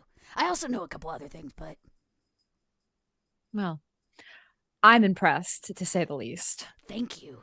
Do I look fancier with my pinky out as I hold up a beer bottle? A beer bottle that is not opened, but the peel is halfway off at this point. A tall boy. Yeah. Mm. But that being said, Creatious is a fucking jaded asshole. And I will take his classes as long as I have to assure him that, well, he's jaded. He's a jaded old asshole. Speaking of things with Jackson, I don't really see him much. How's it going? Busy.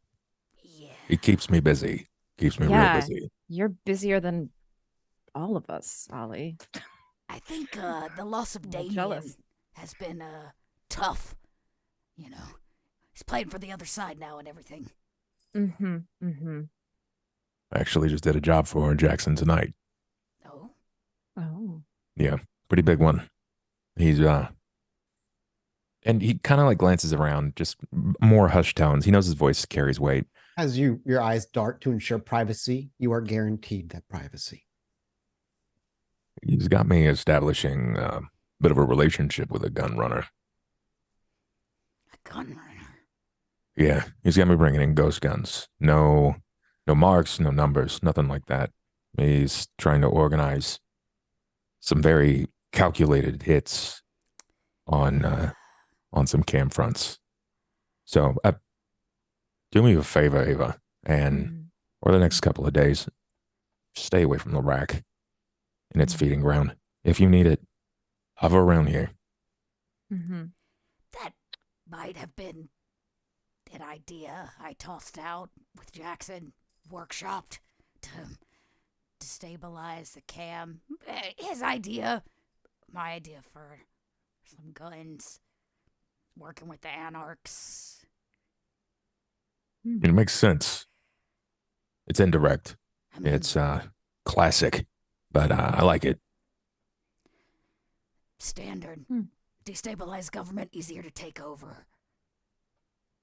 More favor when a stable government comes in return. Yeah, I was working with this cat. His name's Genghis. What a name. All of you actually are familiar with that name for the obvious reasons. He has been labeled a terrorist of sorts among kindred. I wouldn't have considered you sharing a table with a known terrorist. Right. Sooner Genghis than McTavish. McTavish is another fucking pushover. He's got more of an attitude problem than Creatious does. Yeah, I've got a bit of a problem with him. I've heard that he's been using a kid as his pet. Oh, yeah, we knew that. I met her. I met her. She's the Yeah. one who actually killed that other hound. Not my fault. I had nothing to do with it. Well, you know exactly how I feel about situations revolving around kids. Yeah, well, she's not wanting for anything, I can promise you that much. I imagine. But out of respect for Edith, I don't say or do anything. Which is why I work with Genghis, or at least why I've been encouraged to. And I don't think it's going to be a regular thing. It's just what I've been told to do for now. I doubt where anybody's going to be able to work with McTavish. He has his own goals in mind. Not as easy to manipulate as old Genghis. And that absolutely holds true, Ollie. You're very, you agree with, I mean, you know that as well. I think McTavish is a thorn. He's a thorn for the Camarilla, but he's inevitably going to be a thorn for us. And I would be hesitant to say that I would try to unseat him as soon as we possibly can. I don't care if we put him in this city. I don't like him here. He's bad for everyone. Well, maybe he'll go down in this anarch ploy. Also part of the plan. Lose a few anarchs, destable the Camarilla government. It's kind of a win-win for Jackson. It is. It is, and I finally feel like we're starting to see some of the fruits of the labor that we've been installing over the last few years. It's kind of nice and terrifying, actually. When things work out, I'm assured that it's gonna go to shit real fast. It's going to get messy. A lot messier than not. So what the fuck shit are we gonna do tonight? Let's fuck this town I actually want to float out there. Does Ava bring up the vision she had, premonition rather, because it is totally up to you. I'm not encouraging you to. I'm merely asking. I don't want things to be forgotten. That's all. Yes, actually, I think I would. As Dakota's like, getting a little hyped, Ava looks a little somber for a minute. There's actually something I wanted to talk to you both about. It's kind of shaken me up a bit today. When I was leaving my date with Nero, I had a vision. I saw something. And I still, as you both know, have these premonitions from time to time. I'll cut you there just for a second. I just want to inform you. Is The it visions that you've been having over the past 2 years have been very similar to the ones from prior. The city strewn with buildings, walking down that empty street toward a pit in the center, the dark blood red moon, the abyss, almost feeling like you're skating on the surface of the abyss, all in different flavors or so, but they have been relatively consistent. This will be the first time it's changed. Okay. So to be clear, I have those premonitions I still have regularly. You have quote unquote regularly. You might have like 1 or 2 a year. They've definitely slowed down compared to how they have been. This is just a one that you've never had before. Okay. So you both know I do have premonitions regularly about similar things, but tonight I had one that was different, and it was a face that I haven't seen in a very, very long time. Oh, don't say it. Don't say it. I knew. It's just like, there's got your beast probably, all your beast probably recoil. Oh man, it's so funny. Sorry, I know I didn't interrupt, but I just knew that was going to be the reaction. It was him. No, it was. Don't say it. It was Saito. Oh, fuck him. No, he looked like he was reaching out, and I tried to help him. Reaching out? He's dead, right? Dusted, gone. Bye-bye. He's dead, but I saw him. In my what if part of him is still out there in that abyss? Personal problem. I don't know. I haven't thought of him in years, and I guess just seeing him again just kind of shook me up a bit. The guy always gets your panties up in a bunch. That's true. Look, unless he's moving cans on your kitchen table or helping you make pots in a mud room, I don't give a shit. Saito was always a problem for us. And sure, he had a soft spot for you and vice versa, but man, was that guy a problem from the time that we met him to the time that he's gone. He's not even here and he's still a problem. Fine. If I see him again, then I won't reach out. I will just let him get sucked up into the shadowy abyss. Oh, okay. Now you're being dramatic, Ava. I just tell me if I'm wrong, but I imagine Ava says that as she crosses her legs and picks up the wine. Sit. My legs. I think, and correct me if I'm wrong, what we're trying to say is Saito's always been trouble. So if he's showing up, that can't be a good thing. It just means trouble. Right. Dead, alive, or dead again. Or other. And he got himself all involved with the sandwich. Yeah, so that can't mean anything good. You're right.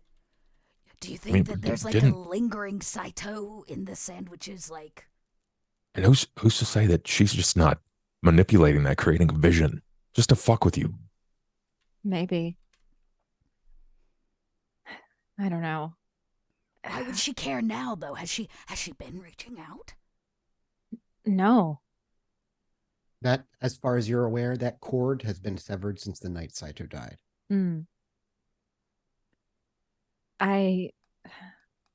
Look, I'm sorry to bring up all this stuff. I know we have a lot of things that we need to focus on, and well, don't be sorry. All right, this is as close as it gets to family. It doesn't get any better than this. In fact, anything less than this isn't really worth our time. Isn't that the fucking truth? So, you know what? How about this? The next time you see Saito, just don't touch him. That seems to really be the problem. It wasn't just him being here. Just don't touch him. But last time you touched him, he felt so smooth. But he's Saito. Don't want the details. I know he smells good. I know his jacket's made of velvet and all that shit. Just don't touch him. Fine. I know. It's just hard. As it settles and almost like a weight in your stomach, can you please make me a resolve aspects check, Ava? Okay. Resolve aspect. I'm nervous about that at all. Side over shoulder. I'm right here. I'm right here. Okay, let's see how I can do this with aspects. One moment. Character sheet. Yeah, let's figure out how we do this. How many points do you have in aspects? 3. So you're just gonna you can do a manual if you choose. Yeah, You So can I also do just resolve roll plus the- 3. Yeah, resolve Yep. plus 3. Yeah, would also do Okay. Yep, I'm you can just do, yeah, gonna- exactly. That I'm works just gonna do exactly that. correct. Okay. Yeah, you could also reroll. I mean, 3 is a very good roll. You have 2 you could reroll as well if you wanted to use a willpower, your choice. I'll keep this. Okay. Like I said, as you sit heavy in this, swallowing it, trying to push the thought out of your mind, they have a point. Saito has been trouble almost every time, but they don't see the parts where he helped. You can't help but shake the memory of him setting up a thin blood underground railroad. Why would he do that if he wasn't at least partially a good man? And while he was messy and caused chaos, at the end of the day, he was beneficial in some. He saved your life. You pick up the wine, swirl it, and take a sip. And as you place it down, you see on your hand another, gently holding the outside. You run up the arm. And as you turn, there's nobody there. Your hand, as you look back, is alone. The gentle notes of Moonlight Sonata tickle at the back of your brain. Hey, Dakota, she's got that mouth stare going on. For a moment, you watch. Yeah, I'll go on the outside for all the viewers as well. You, Dakota, and you, Ollie, see as she places her glass down, and she blankly stares at her hand. And for a moment, her eyes seem to be swallowed by a milky white, as they tend to do. Soon, they become pitch black, and with a couple of blinks, she's back. Ava, let's stop daydreaming about Saito and his very, very nice jacket. I heard music. Okay, that's not creepy. I mean, I hear music too. The jukebox is burning. It right is now. burning right now. It's No. actually really good. What is it playing? Probably something classic, something easy listening that drunks can forget, like George Thorogood, something like that. Yeah. That's what you got blasting right now. Yeah. Mhm. It's okay. Sorry.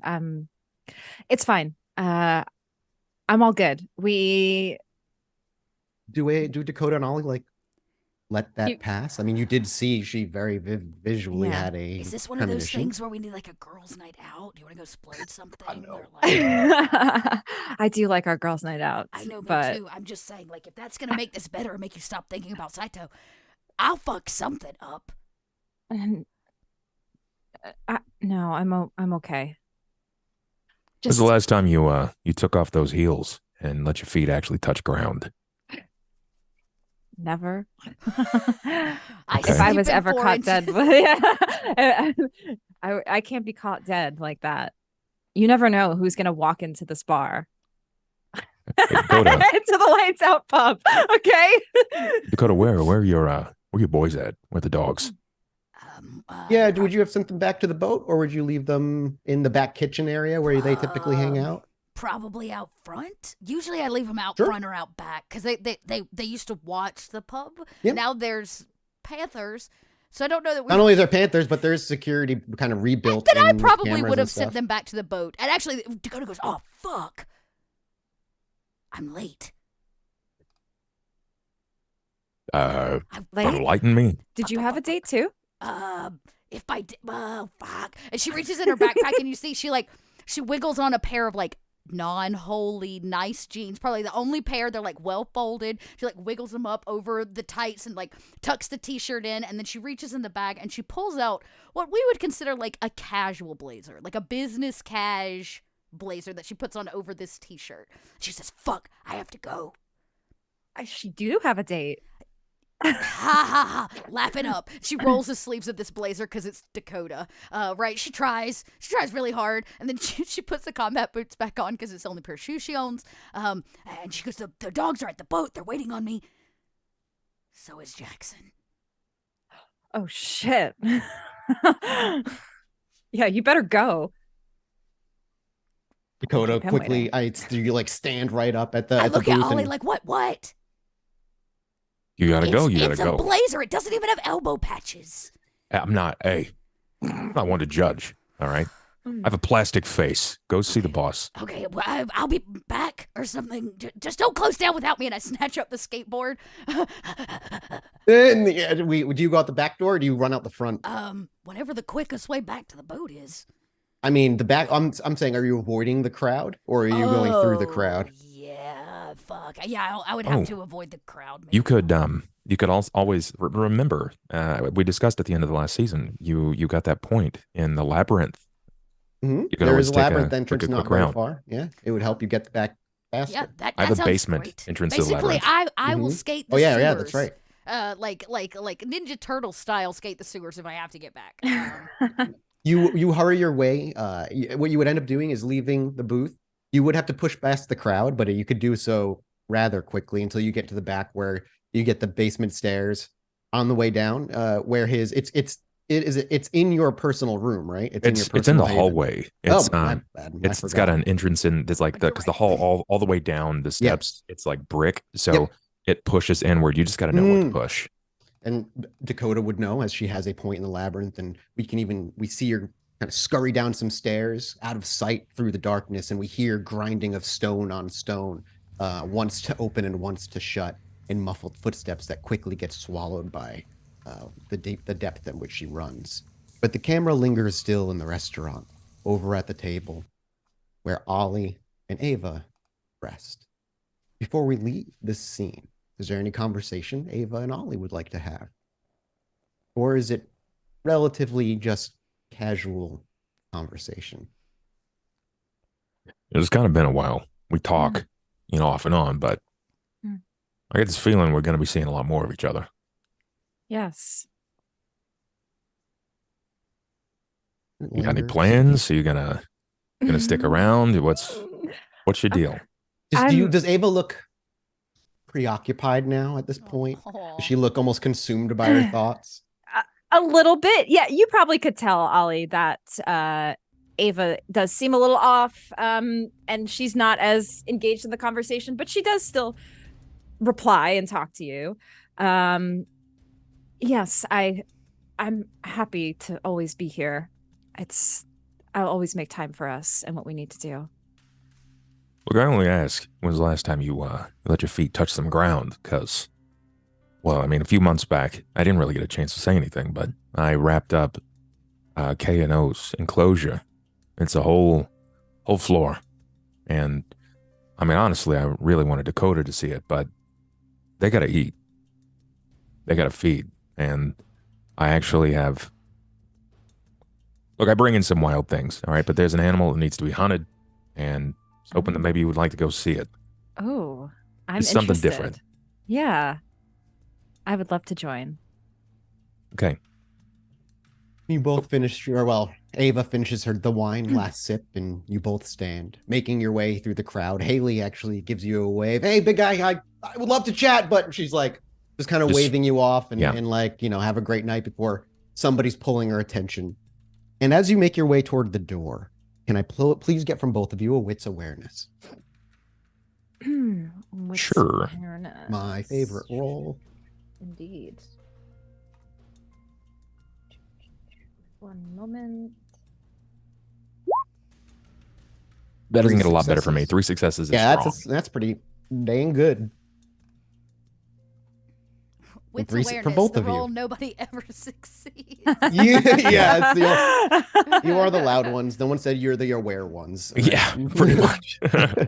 As you approach the door, on the outside, even through all the loud chatter behind and the television spewing whatever sports highlights of the day are there and available, you can hear a distinctive shouting, one that reaches over the casual noise of the outside. It's hard to hear the words that they're saying. It does sound distant. I'm just curious if that would prevent you from going out the front door, if you would just go out the front door, or if you might find a different way around. I don't think it would stop Ollie. Ollie, it's Chicago, probably just somebody who's drunk on the street.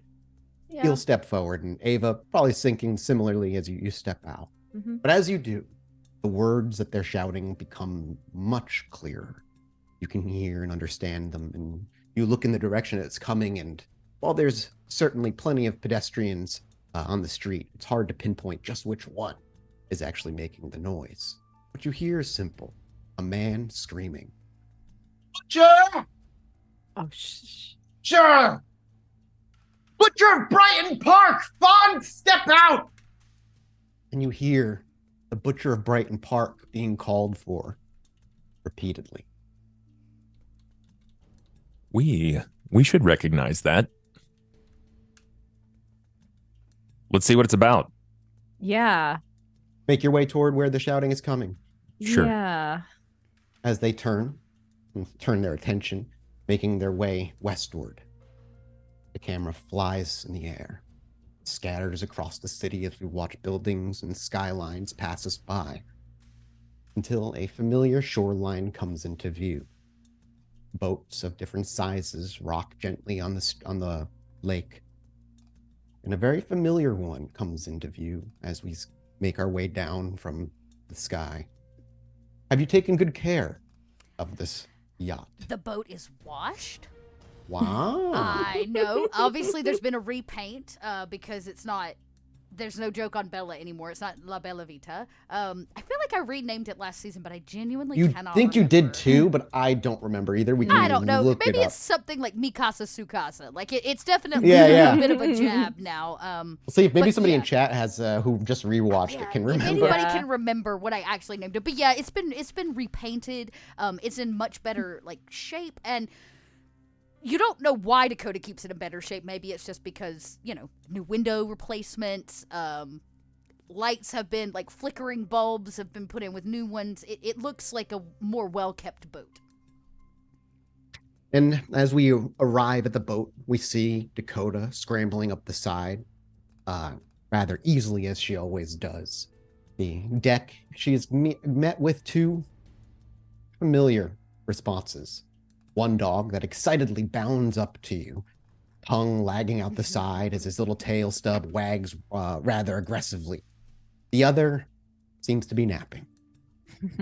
I do good boy pets and look around because I'm late for Yep, nope, I know. somebody. As you look So, around, yeah, you Dakota's realize like, where is he? your trap door to the bottom of your yacht is cracked. A light gently pours out, one that wasn't on prior. You walk over and slip your fingers underneath, lifting it up before jumping down, leaving the dogs on the deck to do their job. And they're standing with white gloves, a dark suit with a white shirt, tall black man, bald, in a red tie, stands Mr. Jackson. As he hears you hit the ground, he turns in your direction. He is not sitting, he is standing. It's good to see you. Jesus Christ, why did I sound like a monster there? That is not what I Very was looking deep. for. The fuck? Jackson not needs what a I wanted. lodging. Jackson. Oh, Jackson is having a hard time. What the hell was that about? I'll leave that alone and I'll mess with that maybe after. It just says, it's good to see you, Miss Rain. Sandwich, yeah, the sandwich is like possessing it. It's like, Yeah, I It's like I didn't do much. I don't know. nod, and drop my skateboard, or maybe I've got like a rack I hang it on the wall now. The soggy books are now gone. The hammock remains because that's what Dakota sleeps in. But like, Mm-hmm. it's well kept. The leak has been fixed maybe over 2 years, so the boat doesn't leak as bad. And yeah, Jackson's been smoking 5 packs. Yeah, he's had a rough couple of years. And Dakota says, my apologies for being late, Prince Jackson. It was a busy night. He I'm not gonna bother. He smiles very, very subtly. No need to apologize, Miss Rain. I'm aware of what tonight meant to you and to the greater future of Chicago. I want to congratulate you personally on a job well done and a position well earned. Thank you very much. You can see, like, I'm sure I'm still cut. Like, I mean, I was at, what, 7 of 11 points of damage. So, like, I'm still a little beat up, black eye, swollen lip. It was... Yeah, the majority of, like, the bad ones have healed, but the rest of them probably just surface stuff that are very obvious. It did come out in our favor. Though I fear Moon may wake up a bit sore tomorrow. He shakes his head back and forth. Moon is a strong individual. He'll be okay. Well, as much as I'd like to celebrate my win this evening, that is not why I asked you. Here, would you like to take a ride in the boat? He gestures to the cockpit, I guess you would call it, of this place, or of the steering wheel of the yacht. I don't believe I've had the pleasure of having a ride on your yacht yet. There's nothing better than the moon night and the breeze in your hair on open water, my friend. And Dakota like kicks the boat up and backs it out, and puts it into full gear and gets us to the middle of the lake for some privacy. And it takes just a few minutes to get out there on this leisurely stroll. The night is gorgeous. It's like a nice warm 65 degrees. And as you stand out on the deck, as the boat gets brought to the center and you turn the engine off and give yourself some silence and privacy, he turns to you with his full attention. Dakota takes her gloves off and finishes washing the rest of the blood in a nearby sink, from under her fingernails. And she says, well, I hate that it is all business, but so is the way. Ollie informed me you have moved forward with our discussion about the Anarchs. He nods. It was a decision that had to be made rapidly. Genghis had been looking for information, and if I didn't provide it to him, he would have found it elsewhere. And I can't trust that the information he would have gathered would have been beneficial to our cause. Hey, no questions from me. I'm just glad to see that maybe it might work. I do not see an avenue in which this hurts us, at the very least. That's why I brought you here. I've been thinking. In some spare time, I know. Reading, you might say. A few ancient texts. I needed to get to know Cretius. And she nudges a little bit in his direction, like maybe Jackson knows that she's trolling Cretius on the regular basis. And he actually will smile with a little toothy grin. Cretius is a stone man on the outside, but on the inside he's a teddy bear, I promise. Well, I'll tell you this much. At least from what I've read. To win a war, it's not just done by strong hands and captains. We need bodies. And as much as the Anarchs may help us, I have a new idea. I am all ears, Miss Rain. I've been watching the line between Anarch territory and my rail yard. It's come to my attention that the Thin Bloods in the city have gone quiet, absent, some might say. Not to be crude, but are there any better bodies than Thin Bloods? He raises a single eyebrow. Depending on what you need them for. No. They are rather expendable. I guess what I'm saying is, much as you have given myself, my clan, the La Sombra clan, a chance, this city has. What if we do the same for the Thin Bloods? Bring them to your side before you take power. Then behind you comes more than just a few gangrel. You have the new generation's vote. He chews on that for a moment. Turns his head, brings his hands behind his back, clasps them, and gazes out upon the lake. It feels like an eternity when he sits in silence like this, thinking. He does it regularly and For Dakota, whether it's a show of power or he's truly a well thought out man, doesn't change how anxious the atmosphere becomes when he starts to ignore. Yep. It makes Dakota nervous, but she's learned to stay silent in it, so she is trying very, very hard not to say anything. That eternity eventually does come to an end. He takes a step back as his dress shoes clack on the now well-polished floor of your yacht, and he turns back to you. There is merit in your suggestion, Miss Ray. I'm told New York has already done something similar under Prince Panhard. And as far as I'm aware, it's been successful for her. Little do they know Chicago is at a precipice. Thin Bloods might be just the soldiers we need. Many years ago, there were rumors that Thin Bloods were making their way out of the city underground. I'm not sure who or why. But if that's true, perhaps you can look into it. Maybe, just maybe, there are those who have yet to leave Chicago.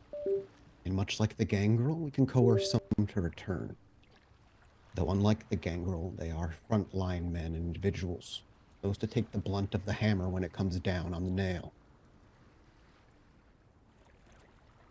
I'm going to think on this further, but... Please, just something to simmer on, I guess you could say. But in the meanwhile, do you have anybody you know that you could reach out to? A Thin Blood? I will put my paws to the ground and see if I can't make a connection. I have an idea, but it's been many years since I have seen them. He nods. Do what you must. I trust you'll keep your silence. Of course. If nothing else, it would be good to know their interest and prerogatives. Maybe allow us to negotiate easier with them. Though I highly doubt they have much in the way of negotiation. Power and Bloods are fairly valuable. Whether we feel like they're long-term valuable or not, from a political standpoint, I've heard they've even seated a Thin Blood Primogen in New York. Having one on our side might be just the way to wrap them into the Camarilla, something that not even the Anarchs can offer them. Your ears and rumors are correct. There is a Thin Blood Primogen in New York. I will move forward with this and think on it, but as you said, keep your paws to the floor. We may need them sooner rather than later. And Dakota, I may say, if I may, avoid the rack for the next few nights. Word has already come to me that it might be not a great place, but I prefer to avoid the rack at all cost anyways. I figured as much. And if you see Miss Heloise, ensure the same. I will let her know. I imagine that she can find other feeding ground for the next few nights. I trust her in that. It's difficult to work with her, though. I cannot risk being seen with her. She's too deep within the Camarilla's roots. Understood. That. Enjoy your night then, Miss Rain. I have business to tend to, and I appreciate your suggestion. Then I shall get you back quickly. Thank you for your time. I imagine we'll see each other soon. He nods and goes back to taking a step to the rail and gazing upon the lake as you whisk him back. I lost in heard that the contemplation. Chicago Lake has the best view of the city skyline. It's Dot has heard that. gorgeous. I'll have to trust you because I do not know. Bub, would you know? Have you been to the lake? I'm not. And so as the engine roars back up and the yacht putters its way back to the shoreline on a nice, gentle cruise, we cut again. Back to the city streets. Past the thick crowd of individuals. Most people don't want to stand around a person seemingly screaming crazy things, and he's cleared quite a bit of space for himself at this point. But as you reach where the sound is coming from, before you is, other than the fact that he looks injured, nobody you recognize. He has shoddy brown hair, at about ear's length, unwashed and sticking up in odd ends, a 5 o'clock shadow that hangs heavily on his face and bags under his eyes. His left eye in particular is black and blue from being punched, it seems. His shirt is torn up, ragged along with his jeans, but he walks with gusto still, shouting continually. Now, at no point were we ever called the Butcher of Brighton Park. We had Yeah. heard someone else with that name, right? There's the Baron of Brighton Park, The but Baron. Aaron of Brighton Park. that's not Correct. the Butcher. That is not Correct. the Butcher. Okay. Now, we did some damage out there. Sure. Yeah. This is not this is the first time you've heard, if this is Heard referring this to you, term. this is the Yeah. first time it's referring to you. But I'm not exactly Yeah. unfamiliar with that term, the I mean, moniker especially of Butcher. Sure, Butcher. so, I know. That's Yeah. not even like a private name, you know? People mostly Yeah. knew you by that. As Butcher. I looked at Ollie kind of unsure. Like, should we try to like shut this guy up? Like, he's making a scene. Who better to handle the situation than us, right? Yeah, I guess so. Let's approach, see what he has to say. Mm-hmm. Who approaches? Is it Ava? Is there disciplines wanting to be used in getting his attention or shutting him up? I mean, Ava is the one with those social abilities, and if you're looking to shut him up, I'm sure she can do so very quickly if he is immortal, which you don't really know from this distance. But if you want to take a look and like a wits investigation a wits awareness would give you a quick to see if he's breathing. It's your You can also call. like look around. I want to see what else, like, what does our surroundings look like? Like I said, at this point, the civilians have mostly pushed away from him. The sidewalks are bare. On the other side of the street, there's still people, and they awkwardly gawk as some cars pass by. But it is not busy like a New York street is, as you're on the outskirts of Chicago, of course. Okay. Yeah. 2 successes, and then 2 successes. 2 successes for both of you. Yes. It seems like he's breathing. Okay. You can at least see him taking deep breaths. Kindred don't really need to breathe even when speaking, so or very little. It's all supernatural and very weird. He seems to be taking large breaths in and shouting. Does he seem injured? Did you say that? He seems like he's been in a scuffle or two. Okay. A black and blue eye, some fresh cuts that have dried over a little bit. And his shirt is all torn up. His hair looks dirty. He looks like a mess. And if it looks like if we both acknowledge that, then I'll kind of like look to her, like, this guy's alive. If you want, I can calm him down if we want to have a conversation with him that way, or we could just approach. Please, I'll be your entourage here. All right. And Ava walks up to this guy. So Ava, in her comfort zone, quickly takes the lead, strides ahead of Ollie, who follows shortly behind. And as you approach, what exactly are you using? Well, I think I might just go right into it. Not awe. Not awe? Okay. I'm just gonna entrance. You want to entrance since him? I believe that is a rouse check, and I'll look up the It entrance is, rules because I don't think they're on the yes. character yet. Yay, success. With a rouse check, you succeed, so you do not get any hungrier, which is good. Where are you, presence? There you are. All right, entrance. Let's see. Awe, daunt, lingering kiss, dread gaze. Wait a minute. Entrancement. There it is. Rouse check. The vampire only needs to gain this thing. Yeah.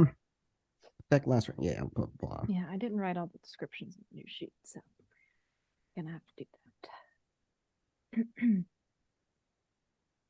So it's presence. Oh, I tried to use it and it didn't let me, and I don't know why. Maybe I need to log out and log I'm back gonna in. look it up.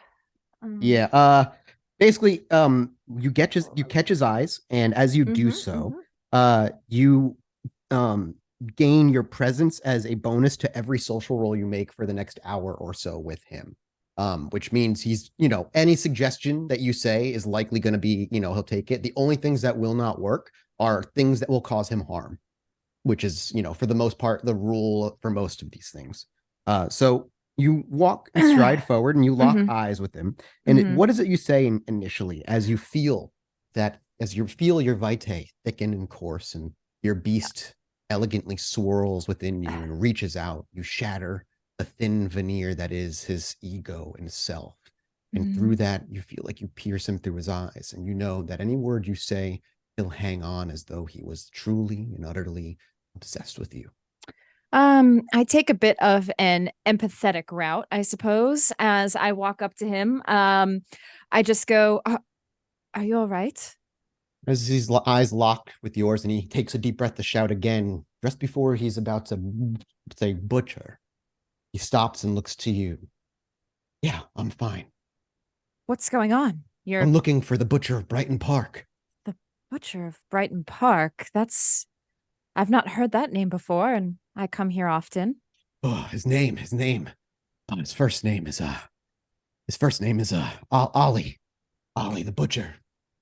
And what is it that I have a message for him. a message? Yes. What do you have to tell him? It's only for him. Forgive me. And he looks almost shameful that he doesn't tell you. What if I told you I'm friends with him? Can you take me to him? I dart my eyes at Ollie. Subtle enough where he's not paying too much attention. It's clear as you speak to him, he's exhausted.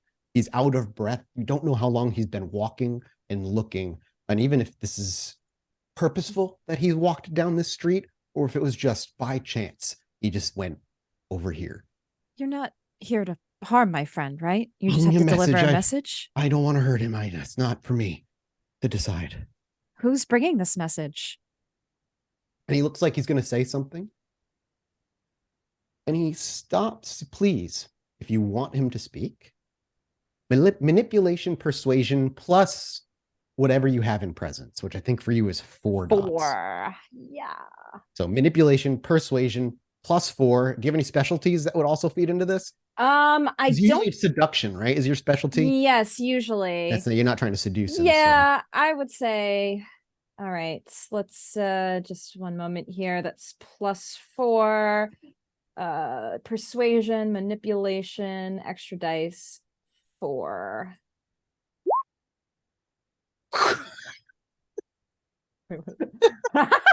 Seven. Oh my god. And that's not even, you didn't even crit and you rolled 7. That's just 7 successes that just you rolled flat. Like and what, I'm sorry, what were the words that you said?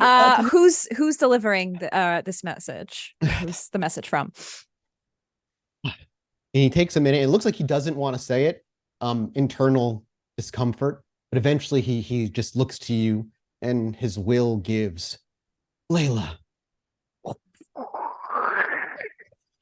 Oh, that is a name I haven't heard in a very long time. I again dart my eyes.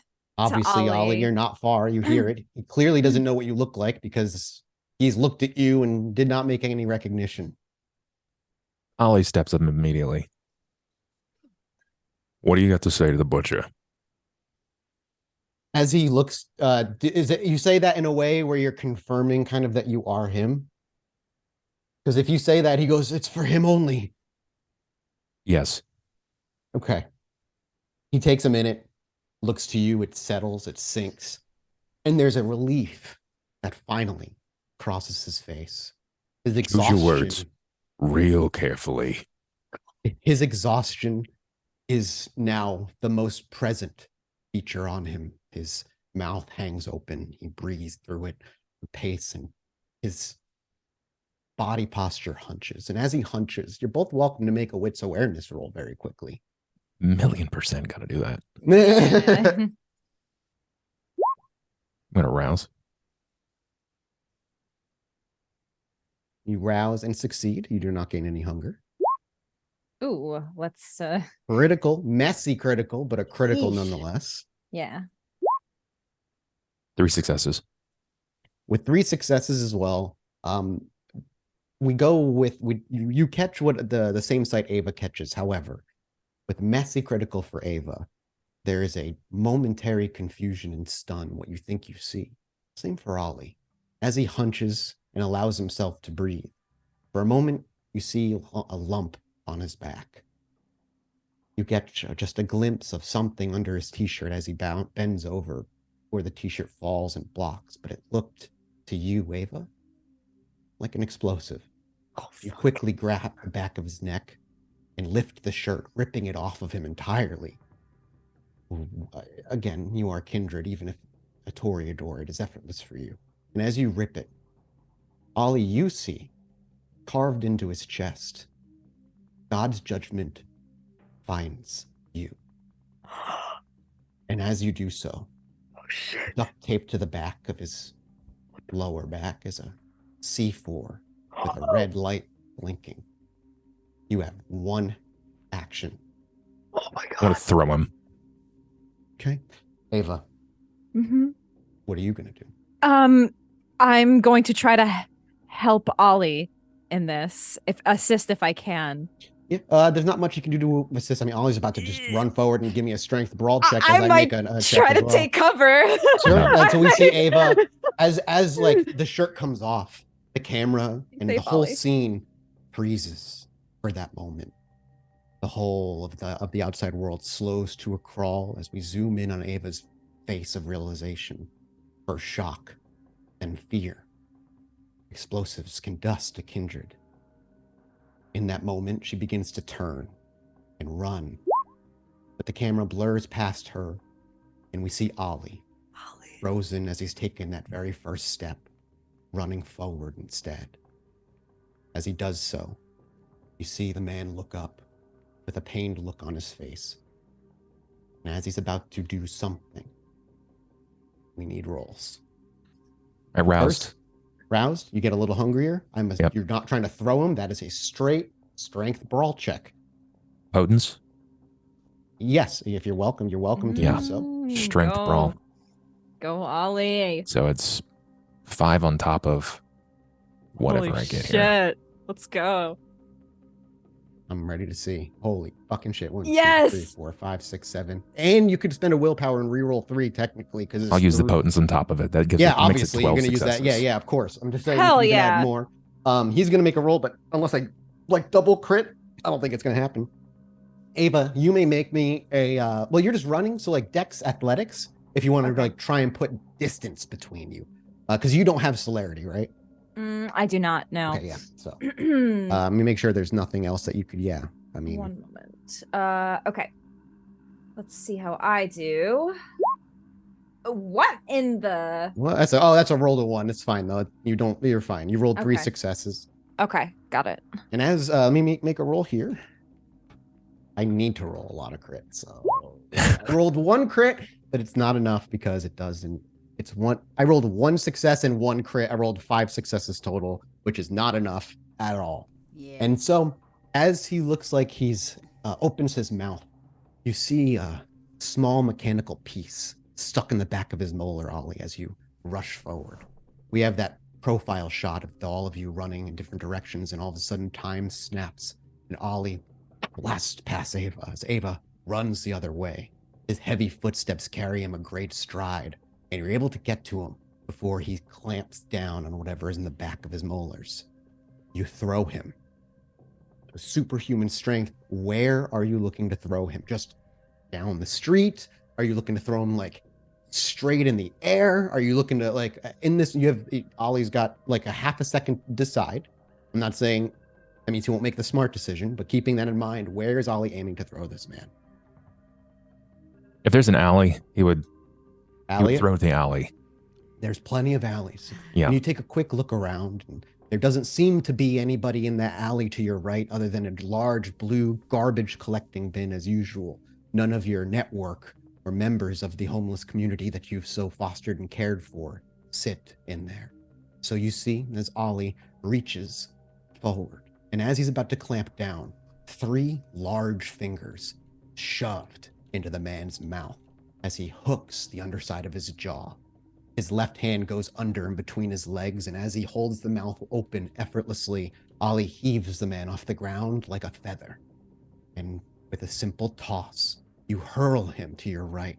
He soars through the air at an ungodly speed before he collides with one of the walls in the back. You hear a definitive thud and crack as you look over. And as he slides down onto his ass, He tilts to his right, his eyes gazing dead and empty directly in front of him. The question is, does his lifeless body accidentally clamp down? Let me roll. I'm just going to roll a 1d10. Odds, it does. Evens, it doesn't. As there's a moment of tense worry, he slides down. Silence. There is no boom. There is a dead man at the end of an alley, though. Ava, you watched it all happen in 3 seconds or so. So quick and fast. It reminds you of just how strong Ollie is. But Ollie stands untarnished, clean and in his vest and dress pants, gloved hands, looking at a dead man across the alley. Ava, I imagine you rejoin him. Yeah. I just looked to him. You all right? Ollie's probably a little jacked right now. This is Yeah. an attempt at an assassination on him, so it's She puts a hand on his shoulder. probably a little jumpy, even not something that is used to seeing. And as your hand then touches his shoulder, there's, you know, of a cat when they ripple their fur, like that tiny twitch. That's what happens to Ollie. Tiny twitch, which indicates so much more than any jump would. Both of you are looking now at the dead body. Do you stroll down the alley, or do you stay in the streets on the sidewalk rather for now? I don't think we should go near it. No, I think But we should also make sure nobody else goes near it. I take a seat at a bench nearest that spot, and I'm going to dial up a cleanup crew. Someone who can handle this. Bomb squad. God. Ollie has made many contacts over the past few years. And one has been, was it a mortuary? I can't remember. I thought that we did specify. We do have a mortuary. Yeah, that's what I think it was. Contact. Yeah, on our Yeah. block, actually. It's one of the Mhm. Oh, yeah. businesses we Mhm. support. It's not like you need them very often, but you have a number that they will answer for Ollie and Ollie alone when he calls. And within 2 rings, a woman's voice answers. A very short conversation is had. And then Ollie clicks his burner phone, pockets it. Within 10 minutes, a very plain looking Chevy with slightly tinted windows rolls up. And 2 in plain clothed looking civilians step out, head down the alley, and start taking care of business without acknowledging either one of you are there. Is there still a driver? There is a driver sitting at the wheel. I move to the passenger side window, and I'll knock. As you knock, the window very slowly rolls down. What you Like see lean is down Mhm. and look into the side view mirror as I'm kind of like trying to fix what hair I have. There's a bomb attached to his back. I want it.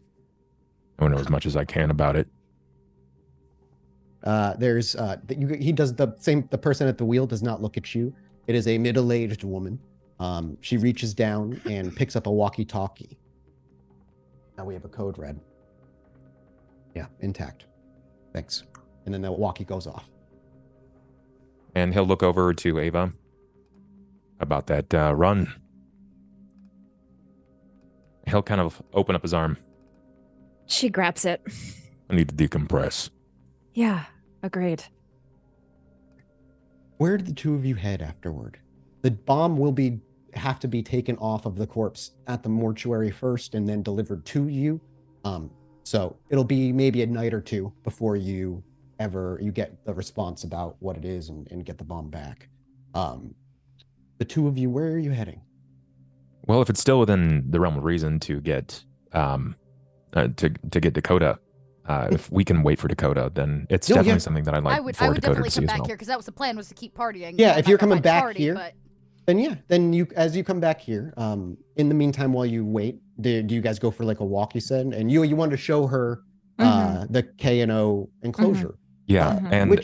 and Dakota as well if we can. Oh yeah, We then we'll can- wait Might as as well just Dakota wait. returns. Then Yeah. then you wait in the booth for Dakota to return, and it's a couple of hours or so, maybe a little longer, but she does return around, we'll say it's probably 1 or 2 o'clock in the morning. You still have about 5 or so hours of good solid night before the sun begins to crack. And as you return, Dakota, they wait right where you left them. I come like the bursting crowd in through the the bar, door, waiting on a party, you know, like yeah. And we I both made look it. like Yeah. we're both staring, kind of. Well, like... as you walk into the front first, the crowd is certainly thinned out, but for this hour, it's still pretty busy. And those who are still there are trashed. And as you walk through, they are cheering you. They try to say your name, but it's hard. And a few of them stumble over and throw their arms around you. One of them tries to ask you out on a date. That's really funny.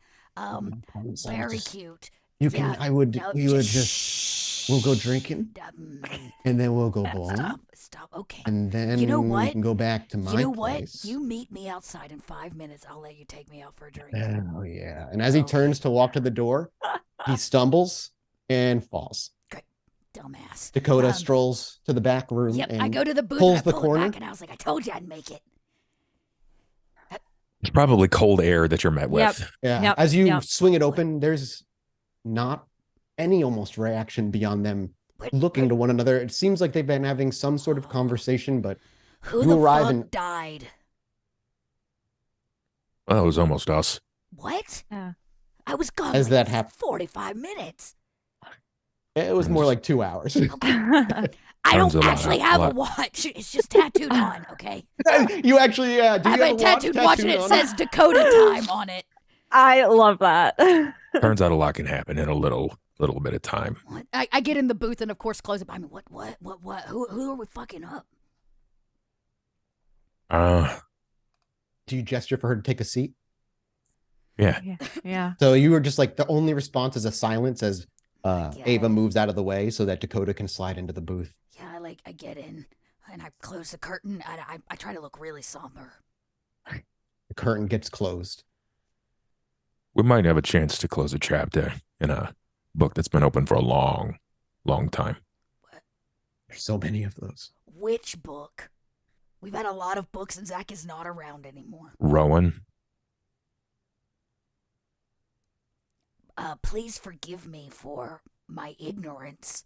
I thought we already closed that book. Well, yeah, you think that, but sometimes things have a fucked up way of continually knocking on your door. Remember that name, Layla? Oh, yeah, I remember it. Layla just sent a message. A message that almost killed Ollie. Oh, well, that's a pretty clear message. Yeah, Did she have a courtier deliver it to you? something like that. Okay. Guy screaming, all beat up. Looked like he'd just been jumped. Screaming about how he needed to talk to the butcher of Brighton Park. Was yelling it out in the middle of the streets. Well, at least we know she's behind. You don't use that name anymore. A few people still do. Turns out, it doesn't matter. It's neither here nor there. Look, what matters is that it found its way to me, which is convenient and inconvenient at the same time. Said that Layla had a message for me, and Ava saw something that I didn't. Pulled his shirt back, and there was a bomb, literally attached to his back. Where's the bomb? It's been collected. The body's been collected too. Snap reaction. I killed the guy.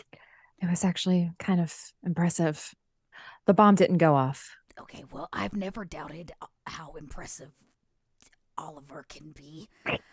It's just like Ava's second nature of always sounding flirty. I just forget about it. Yeah, it's just so like, perfect. It's been a while. Dakota's like, yeah, I know I mean, he's yeah, fucking like, impressive. I dated him for a while, Man. Ava. It's just everything It was Ava kinda says. She hot, doesn't mean it. She honestly. doesn't mean it. It's just how she is. It's great. I fucking love it. It's perfect. I also know how it you was- feel about killing mortals. Are you okay? I mean, the guy's intent was pretty fucking clear. Okay. At some point, you got to separate that line, right? Like, I didn't want to die. It was him or me. Here's my question. I wonder if she was looking to identify where you are, Ollie.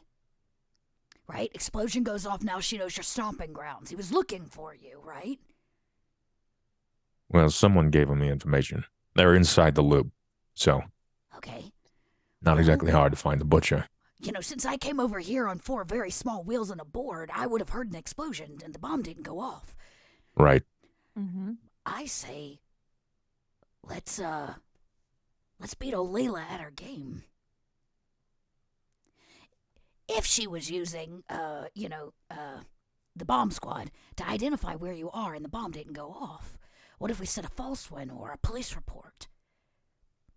Bomb in a random neighborhood. Send her off the correct neighborhood, because the last thing you need are more of them showing up and just bombing everything you've worked for.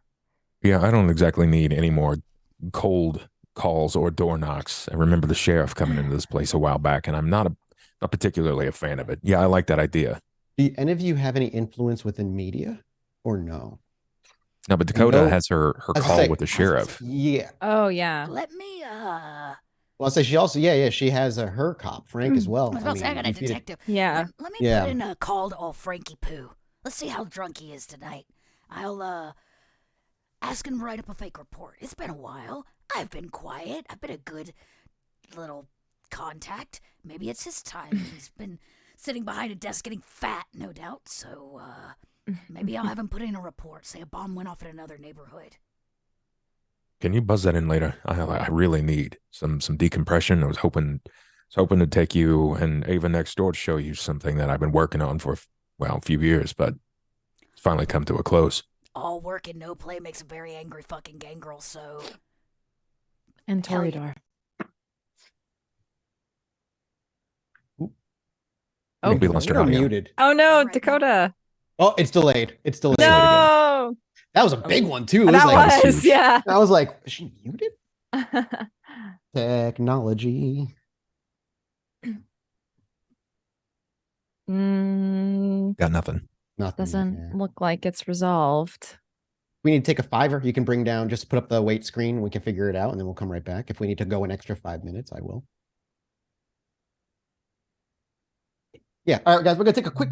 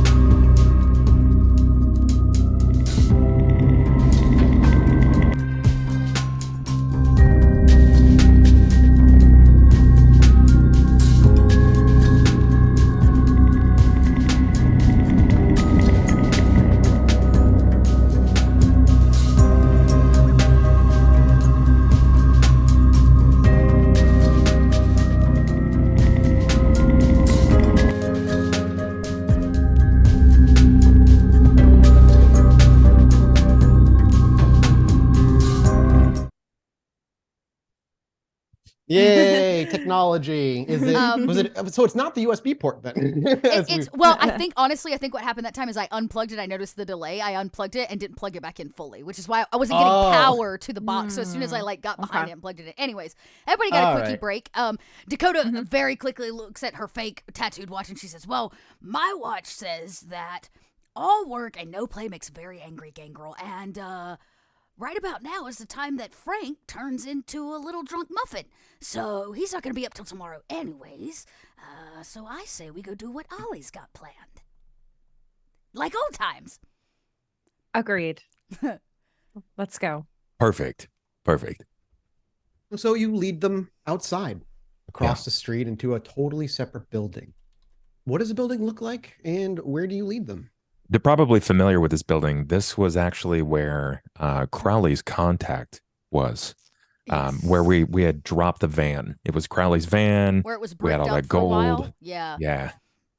Yeah. This is Right, it's an old factory. It was a drop spot for Ollie. It still is in places, but he's been working on retooling it, rebuilding it, and he's functionally got the elevator up and operational. Fancy. There's probably some confusing things in here. It looks like there's some lumber that has been painted in ways that sort of makes it look like it's been retooled back into a tree, but it's not been put up. It's very, very strange. It's a 5-story building, bricked on the outside. Most of the windows that are exterior are they've been barred up. The windows have also been blacked out, so you can't see inside. Oh, okay. So he leads the way, and he calls to K&O, Chianta and Othello, and calls them forward. And they respond instantaneously. Chianta, once again, being birthed by the shadow almost in this wispy way. She pounces forward and takes her place at your side, with Othello with a gentle purr and kind of a little bit of a vocal roar behind it. Takes your side on your left. Chianta is quite a bit more slender. She's more lithe, a dexterous hunter, and O is more bullpupish. He's very like broad, even heavier. He eats significantly more. A brunt, upfront fighter.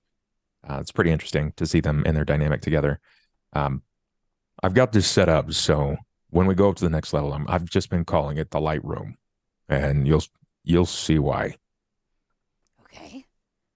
I'm a little nervous. So pulls K&O into the elevator and come on in. He takes a key into the elevator lock pad, and there's just a floor that's like it's 1, J, 3, and 4 and 5. So he pushes to J, and then you see him turn like a key, and it lights up and presses the button. And as you start to ascend, as the elevator is going up, it moves into the opening of the elevator, slides, and it's almost pitch black.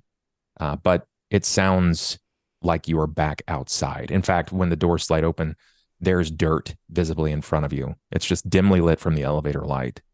And as soon as he steps into the room, they burst off into their respective areas. And he slowly turns a dial from night to what looks like midday. And it's thousands of square feet of repurposed room to look like a jungle. The lights have been barred away from the window, so you can't see inside. It's been 2 floors that have been repurposed. The lumber has been brought up into trees to mark the 4th floor itself. So they go up quite a long ways. This is their 2 stories of this place have been dedicated to like height in this room. Yes. Wow. Gotcha. Dakota probably shields her eyes a little bit because like it's like standing in sunlight, right? It's artificial. You don't have to worry about it. Yeah. It is on UV purpose. lights, but the curse of Cain is specifically the sun itself.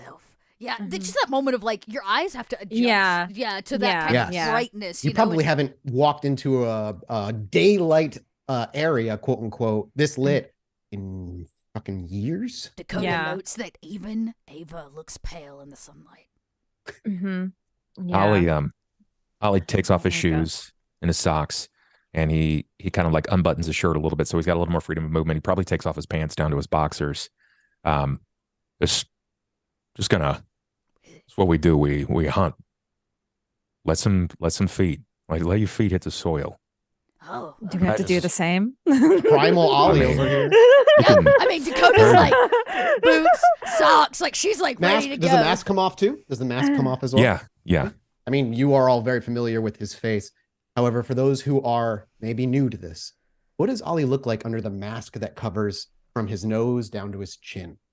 Well, the front of Ollie's nose was really the first to go in his change. And it looks almost as if it had decayed. It's not up to the actual bone itself, but just the tip of that nose is gone. And it's gone into like a gape in such a way that it's missing. His lips look mostly fine, but where you would expect the lips to end, they kind of taper all the way up to the corner of the jaw on both sides.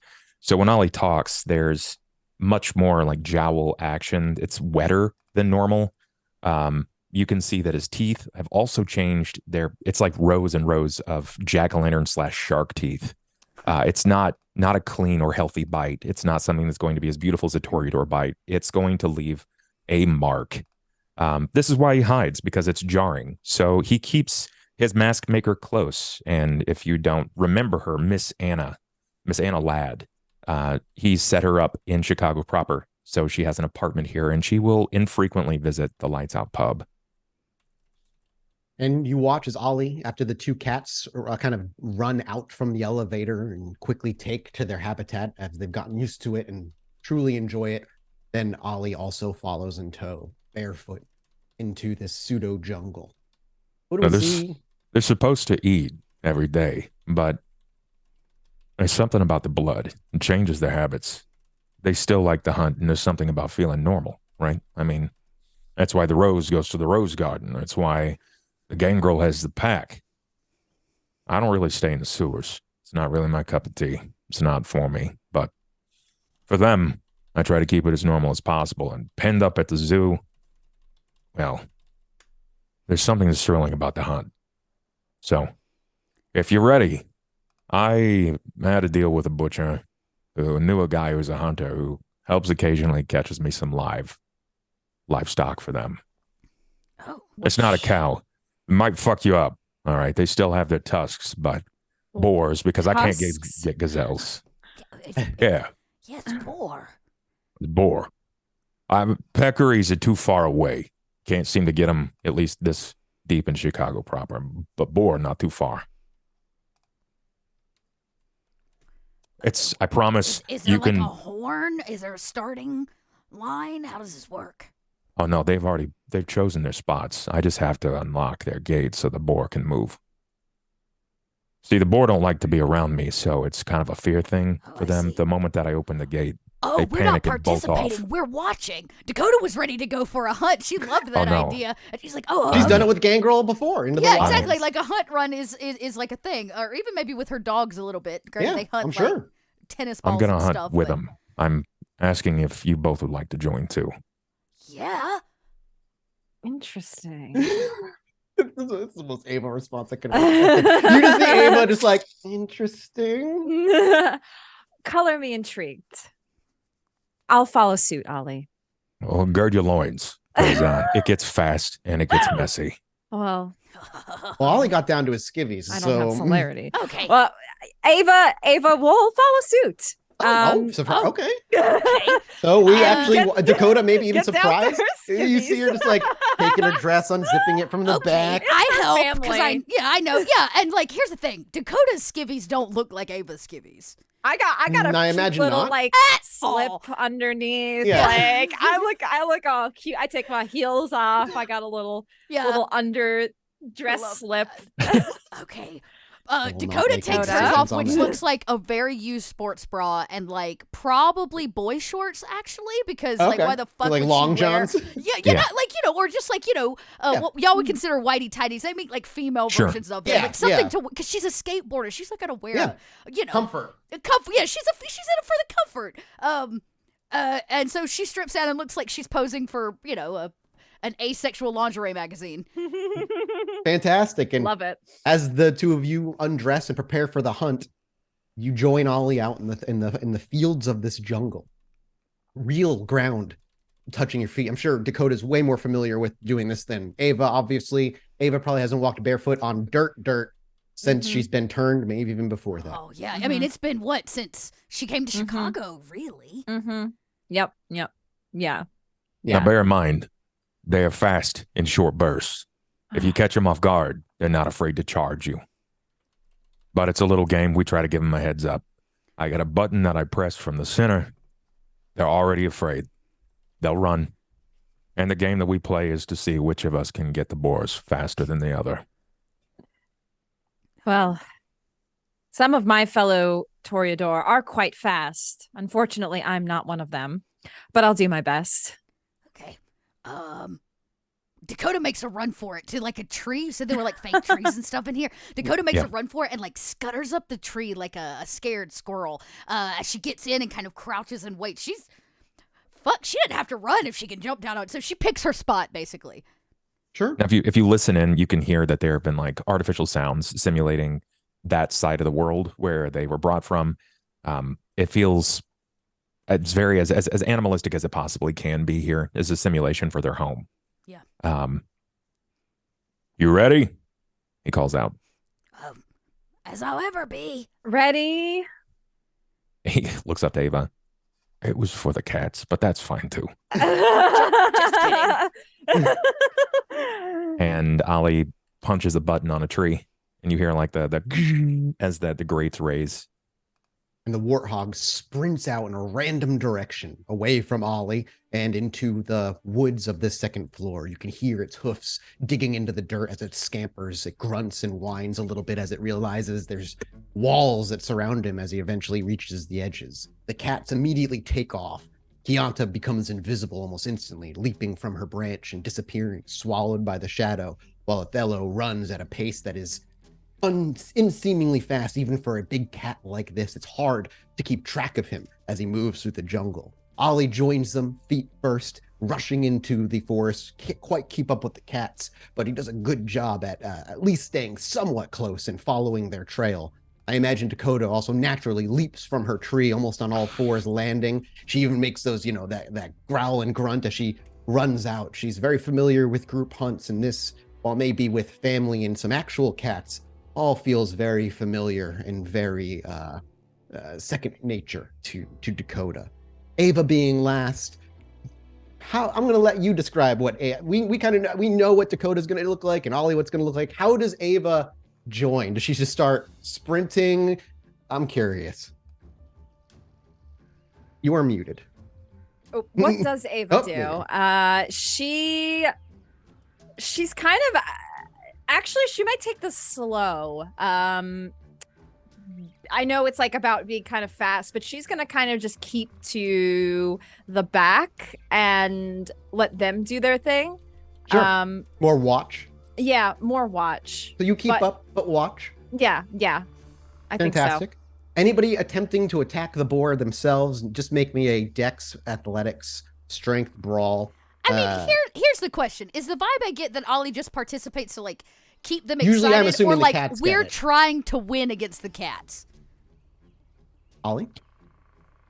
It goes back and forth, right? There is no like he's established that he leads them, but at the same time, he will occasionally let them win, and then sometimes he inadvertently goes out of his way to push himself as the victor, as a constant reminder. So at times, with the way that Othello is, he will like butt up as close as he can to him and try to shove him out of the way, like shoulder move him out of the way so that he can get up. It's just like play, it's banter between. For real. Okay, the Dakota will not actually aim to run this boar down, but to join in the festivities of like hindering them, making it more difficult.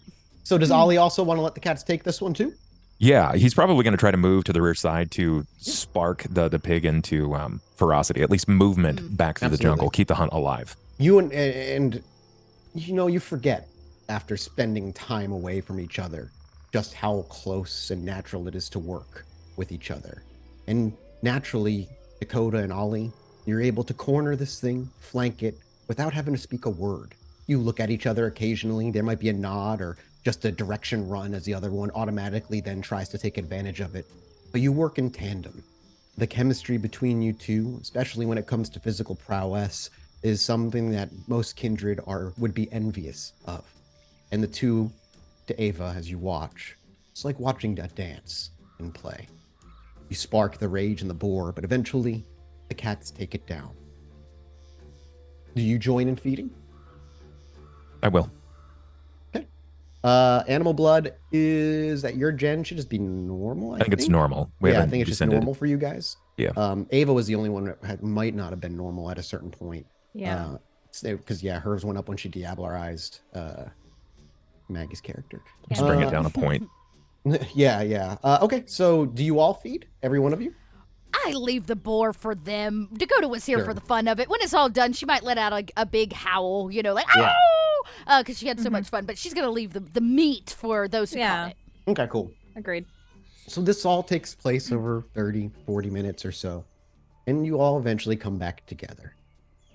You spend some time in the jungle and does Dakota and Ava, is this place, are you visibly impressed? Yeah, by I was this going to say place? Ava, I'm curious, Ava certainly is. And how much time, again, it's a craft for Ollie, and that impresses Ava, how much time he's put into this place. She absolutely takes it in and looks around and is visibly impressed by what he's put together. Dakota's impressed, but for a whole different reason. She's like, this would make a great trap. I wonder if I can find a person here. She's thinking well done, Ollie. Now we have an extra gold coin in our back pocket, But at the same time, it's nice. You probably see Dakota put her toes in the dirt, right? Because long before she lived in a city, she lived on the road. This is what she did, right? She had a high survival. It's just over the last, 15 years or 20 years. That's just not been what she's been allowed to do. She's lived on water instead, right? So I don't know. Absolutely. It's nice. She gets her hands dirty. She gets her toes dirty. Yeah. Maybe she takes a giant whiff of dirt. I love that. And so you spend some time after the hunt just enjoying the place and taking it in and just appreciating the years of work that has went into this building. I mean, this has been Ollie's passion project since even mid season 2. This has all kind of been in the works, and it's finally, coming to fruition. Yeah. Eventually, though, the time for the hunt ends and the night continues on. Do you head back to the bar? Ollie would probably gather his things, and as he's getting dressed, he kind of looks at them, kind of stumbling as he puts his shoes back on. Extremely nice and overpaid for these super pricey shoes. They'll recognize you now as safe in this place. Not that you weren't before, but you know how animals get when you step into their home. Yes. If you ever feel like you need to hunt, they're happy to treat you as an equal. Good to know. Yeah. Maybe and Dakota, if they'll ever allow, bring...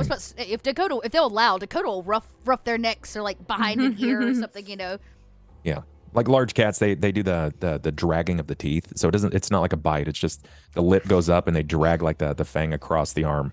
Mm-hmm. That's why I was asking if you had the boys. I wanted to kind of introduce them, maybe get them something a little more primal. Oh, yeah, they would love to chase a tennis ball here. That's for sure. You'll have to bring them here next time. I'd say I might spoil them a little bit. They don't work quite as hard for their meat. Well, I mean, I've got a lead on a couple that raise hares. So if you ever want them to chase some rabbits, it's be a good place. That'd be nice. I don't even know. She thinks about it and she's like, would they even know what to do with a fucking rabbit? These spoiled ass pit bulls, they get steaks for dinner. She looks at these very too well behaved, very helpful. She's like, maybe I've been too easy on them. Yeah, bring a stiffer upper lip. It brings them to heel pretty easy. But who knows? Maybe they like their lush life. Okay, this is great. Do we get a key to the elevator? I can get some copies made. Yeah. Just let me know so I can let them know. Because if two strange creatures walk in here, they might look at them like it's a meal. Right. I'll make sure to give you a big ol' heads up so, Yeah, that's why I wanted to introduce them so they know the boys. I guess you could say they're a bit preoccupied tonight by sleeping on the deck of the ship. Cozy. Yeah. It's past our bedtime. It's getting pretty close to ours, too. Yeah. It's true. I imagine this conversation happens as you're in the elevator and making your way down to the street level. The bar across the street now is closed. The last of its drunken patrons stumbling their way down the sidewalk as a lights out pub brings its business down for the night. Do you go back into the pub or do you split here? I mean, it's where I'm staying, but I need to pay out Haley for the night, and I'm sure Grant isn't here fool for me, so I need to hear him out. You all can make your way into the bar. I mean, it's getting close, but it's not like the sun is up in 30 minutes. As long as I You can have make it time. on 4 wheels back to the boat. Yeah, I'll be all right. we'll 100%. Yeah. So you probably make your way back into the bar. You can finally enjoy the atmosphere of the lights out pub without having stress. And as you swing the front door open and lock it behind you, Haley's actually behind the bar counting cash from the register as it is. She looks up and immediately was about to shout something like "We're closed," but as she sees you and the other two, she just cuts it as, "Oh, hey, big guy, sorry." She just starts counting away. Hey, how'd you do tonight? You do all right on tips? I mean, this fucking man killing tonight on tips. At least $200 from what I can see. All right, take another 100 out of the tail. You work pretty hard. I haven't even finished counting my tips, man. Just don't worry about it. It's all right. Mhm. And All right, sure. yeah, no problem, dude. And she looks past into to the other two. Hey, all red, what's up, gorgeous? And she gives you a point and waves. And then at that, you hear from the back, wait a minute. You say, hey, what's up, gorgeous? And out from the side, My in boy.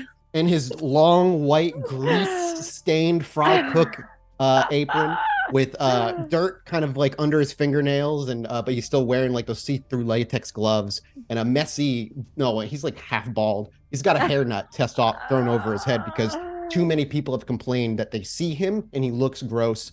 They don't want to eat his food, so Ollie had to put some restrictions on him. And as he bursts out the side, he's wiping his hands. He's like, "Hey, beautiful. It has been too long. When are we going on that date?" Well, I've been quite busy lately, but maybe soon. And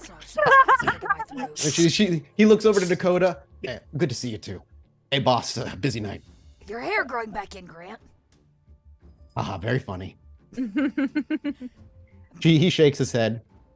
I think we made a fucking killing tonight, by the way. Good. Yeah. Good. How'd Artie do? Is he still, is he still busting just fine? Yeah, he's busting tables fine. As he actually gestures like behind you, and you see Artie sitting there, elbow grease rubbing down one of the tables, like, and Grant looks at him with a smirk. It's fun to boss around one of your kind. Sure is. Yeah. Just be By the careful way, with that one. It's from a different time, man. Yeah, I You mean, don't want to he's piss him fucking off. weird. I'm not. Hey, Artie, have I pissed you off? And then Artie kind of stands up. Oh, you're kind of annoying, and you've been a bit of a frustration. Yeah. But have I pissed you off? No, you haven't caused me uncontrollable fury yet. Oh. See, ain't pissed off. He's fine. Hmm. Speaking of, our kind, quote unquote, and he gives like big air quotes. He looks over to Ava. I'm just saying, if the deal's on the table, I'd still take it from you. Desperate. You're so desperate. Reel it back in. Reel it back in, man. All right, keep it in your pants. 2 No, years? I'm You've been just working saying. on this pitch for 2 years? You won't give it. None of you will do it. So, like, Yeah, gosh darn tootin'. I like you. Yeah. Grant, it's we'll talk about it another time. Oh my god. I'll just keep Yeah. moving around with silly silent feet. Then Look, look at me walk, and then he just does like a few hard stomps, but no noises. All right. I'm so talented. I'm so useful Okay. to the crew. All Look at right. me. I can't be heard. Yeah, you need to shut your mouth for that, Grant. All right, By the way, mumbles. bring it in. Artie, you two, come on over here. Artie Oh. quickly tosses a rag onto the table, and you hear him whisper something under his breath, but doesn't, can't really quite tell. And Grant just leans in. You Some can weird shit. smell a mix of BO and greasy burger emanating from a particular fry cook's direction. Ever the master of your trade. All right. Well, some weird shit happened tonight, and there was an attempt, I will say an attempt, on my life. His lackadaisical kind of posture changes, and he very quickly reaches for under the counter and pulls out a familiar looking shotgun. Who and where? She apparently goes by the name of Layla. Oh, fuck. I remember your fucking kid. Remember him? That was the one that Yeah, kidnapped almost. him and made him a hunter and turned him into that fucking asshole. Yeah, and like Ollie has that moment of like introspection where he realizes that Rowan nearly killed Grant. Um, Mhm. Yeah. yeah, so if you remember my boy, then you probably remember that at one point he wasn't always like that. Someone made him that way. Yeah. I mean, he was a good kid. Yeah, yeah, sure. He was a good kid. Look, Look, anyway, like Alayla, he'll cut you off because as you kind of like waffle, he's like, "Listen, boss, it ain't your fault. We've talked about it. You gotta. He wasn't Rowan anymore at that point. You know, he was someone else, a zealot for a god in the sky that he never once cared about prior. It ain't your fault that the old lady fucking got kicked off, and it happens. You did what you could. I'm sure they tell you all the time." And he quickly tries to break the tension as he gestures to Ava and Dakota. yeah, yeah. Well, look, she's finally decided to rear her head, and that means that she's probably going to be about. So if someone comes in here and even try to mutter the name Layla, I'll put a fucking back. bullet in him and I'll paint the walls red. Just be careful because this one really caught us off guard. How They about literally this? tried to bomb us. If anybody comes around asking for Ollie, you don't know him. I never did. My boss is Haley. He shrugs. This one knew Ollie by name, which means they're hunting him. And the best thing Mhm. you all can do is not know him. Boss, yeah, fucking, you worry me, man. I can only do so much. I still bleed like the rest of them. I can help you. If you, I remember what he did to you, what Rowan did to you. If she's fucking scarier than him, I need to be by your side. I need to have your back. She's not And I scarier can't do than that Rowan. when I'm. Hmm? Here's, She's not scarier than Rowan. She's just more bold. here's the thing. You have never been in a better position to care for and to protect me because she is just like you. She sleeps at night and walks during the day. And I can't do anything during the day. I can't do anything, Grant. So if she walks in here where I'm sleeping, there's nothing that I can say or do. And she could just end me. Who better to handle that than someone else that's awake and This is alive true. at that time? Have you thought about bringing Haley in on it all? Yeah, it's crossed my mind. But once you're in, there's You're no in. out. I know. Mhm. Mhm. But if And right now, she's a sweet summer child. but I mean, if I wasn't in, I wouldn't be able to like look out for my brother. Your brother has plenty of care. I promise. Ballard takes care of him because he helps run the books. Ballard's still big name in the city. He's got a lot of money, but Yeah. your brother's been taken care of. That much Right. is not a problem. Well, I just if it push comes to shove, just consider it. If it at any point seems like a good idea, let's fucking do it. Then we can move and we can move on it, He nods and especially almost. if it means that it's saving your life. Speaking of saving lives, I'm down to, well, not down to, I've only ever had 2 dragon fire rounds. Be nice if I could get a few more. I know you told me they're kind of hard to get, but just something to keep on your to-do list, especially if we're worrying about, I guess Nobody, everything. nobody just wants to make them. At least in our world, nobody really wants to make them. They're pretty much like paraphernalia, my guy. They're illegal. If you're walking with them, you're basically painting a target on your back. I mean, what is it? You just hollow out a couple of shells and fill it with what? Gunpowder? I don't know. That's what's already in there. Dragon fire. I guess. What is that made of? Do you know? I don't know. I really have no idea. I've not looked into it. I don't fire guns. I punch until it stops moving. Yeah, I've seen that happen. Okay, well, I still got to clean up, and Artie's just been sitting there quietly taking kind of it all in. And as the conversation seems to round to a close, he looks over to you. Not to be that guy, but who's Layla and Rowan? I think I had heard Rowan was your son, maybe, but Rowan was my son, if I'm and he in, was. yeah. You remember?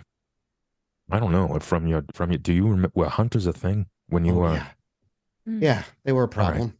Well, Rowan was changed. I tried to free him from our lives, and he was turned into a hunter. And Layla was the one that turned him. Oh, well, I I'm guess you sorry could for say your she's loss. got a bone to pick with us. Quite. Well, it's good to just know that there's a hunter about, I guess. And she's Um, Layla. Do we know what she looks like or anything like that, or no? No, from the uh, last I remember was that Rowan. He kind of looks. He looks to Dakota and Avon's like, Rowan said that she had command over powers, mysticism or something. She could do something that he could not. And she's a hunter. She's immortal. Yeah. Yeah. From what we've heard. Yeah. From what we know, yes. But she doesn't function like the average mortal. She knows about us, and she knows exactly how to get to all of us. Do you know what I do know? What this bar right here that just filled again? I know what that looks like. This shadow bar just filled again. Oh, Max. nice. Yeah. Hey. Yay, thank you so much. Thank I you. appreciate it. Thanks, everybody. And we've got delay on your camera again. Oh, shoot. Yeah. Oh, do we? Oh, Dakota's I didn't lagging. notice. Yeah. Keep going. So yeah, Artie continues. Immortal is using magic. I mean, there's always a possibility it's a fucking wizard. But yeah, you guys deal with gutter magic out here, or? He kind of looks to the others. It's gutter magic. There. Okay. All right. I didn't get to tell you, but you remember when we met? Well, back at the cabin. Do you remember when we met Top Knot, who did the Harry Potter shit? There's So like a kind of a tense silence. Does Dakota look like she recalls? I mean, Dakota remembers, but she's keeping out of that drama. Sure. Yeah. She didn't like just him either. just to keep all information on the board. They I don't know what they refer to themselves as, but I guess like mages or something, or I call them Harry Potters. Yeah. It sounds like you're talking about them fucking wizards. We call them wizards. People who just use magic. They hate. Well, everybody fucking hates us, so that's no surprise. Yeah. But if she's a mage, I feel like. No, I don't think she's a mage. Yeah, I feel like she would have struck. Either. But the reason I say that is because there's a mage that actually comes to the bar. Interesting. Oh, yeah. I'll just swallow that and pretend I didn't hear it. Look, this is a Artie. This space is a middle ground, and I've been working my ass off to get some hoodoo to protect this place from extra shit, extra supernatural shit. Right. Awesome. So he comes through once in a while. He says it's a place with good burgers, and he likes a good brew. He knows what we are. He said he knew from first look, and he doesn't start any shit. He just passes through, and he comes occasionally for good burgers. I can't be upset about that. He just kind of gives a nonchalant shrug. Listen, I ain't met a wizard I can trust. So I'll just keep that in the back of my head as your place. I am indebted to you for keeping me safe here. I have nowhere to argue. But if she's not a mage, like I said, you have gutter? You got people doing gutter magic out here? I don't know. I guess I don't know the first thing about it. Gutter magic. It's How do you feel about the Holy Spirit, Grant? oh fuck no, God no. Gutter magic is not that. It's like What mortals who have worse like than gutter magic? I mean, Religion, my yes. friend. Religion. I mean, yeah, if she's a. I don't know how much gutter magic this Layla does, but she believes a lot deeper than the average mortal. This guy that had the bomb on them literally had some phrase or mark, something. Yeah. Some kind of religious iconography. So was it tattooed or was that cut in? I don't know. It was so fast. I don't know, but Gross. that's what she's all about. Damn. It's a lot to take in, but yeah, I don't know. I am I guess for grateful now, Grant, it's you. best if you and Haley just don't talk about Ollie. And don't tell yeah. anybody that you know who Ollie is. And if somebody comes asking, might be a good time to let us know. My lips are sealed. You don't got to worry about nothing, Big Red. I appreciate your concern and all, but I am a weathered veteran of this nightlife at this point. You know, I've been knuckles deep in it for a long time, thanks to good old Ollie. And one day you'll go on a date with me. He tries to lighten the mood On almost and that, just kind of drop that. He goes, that's my cue. I'm gonna skate back to the waterfront, everybody. I've got 2 dogs to cuddle. We see Dakota make her way over to the front door, swing it open. You hear the clatter of those wheels on concrete, and then the as she's going down the sidewalk, kicking off in a distance. Grant kind of wipes his hands again, pushes himself up, and slides the shotgun back under the actual shelf and says, well, I got to take care of fucking cleaning up back here. It was good to see you, boss, and I hope we see a lot more around here. If you around here, beautiful. It's been way too long. I'll see you soon, Grant. Don't you make promises you ain't gonna keep. And he spins around and throws open the kitchen door as it wobbles back and forth. Artie just kind of stands up and gives a nod, but doesn't say anything and goes back to bussing the table.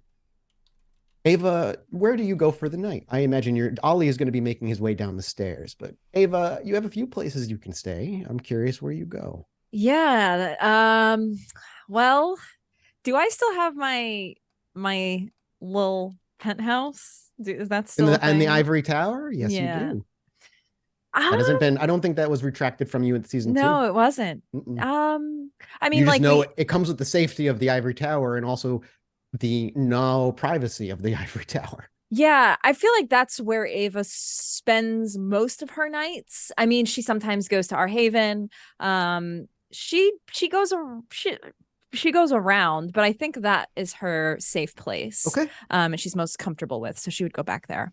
So I imagine a few quick goodbyes from Ava to Ollie as the camera waits and watches as Ollie turns and heads his way toward the back and then follows Ava out the door. I think Ollie will stay awake and help them clean up. Sure. Oh yeah, that makes way more sense. Yeah, Ollie's much more. Yeah. Ollie's that kind of guy.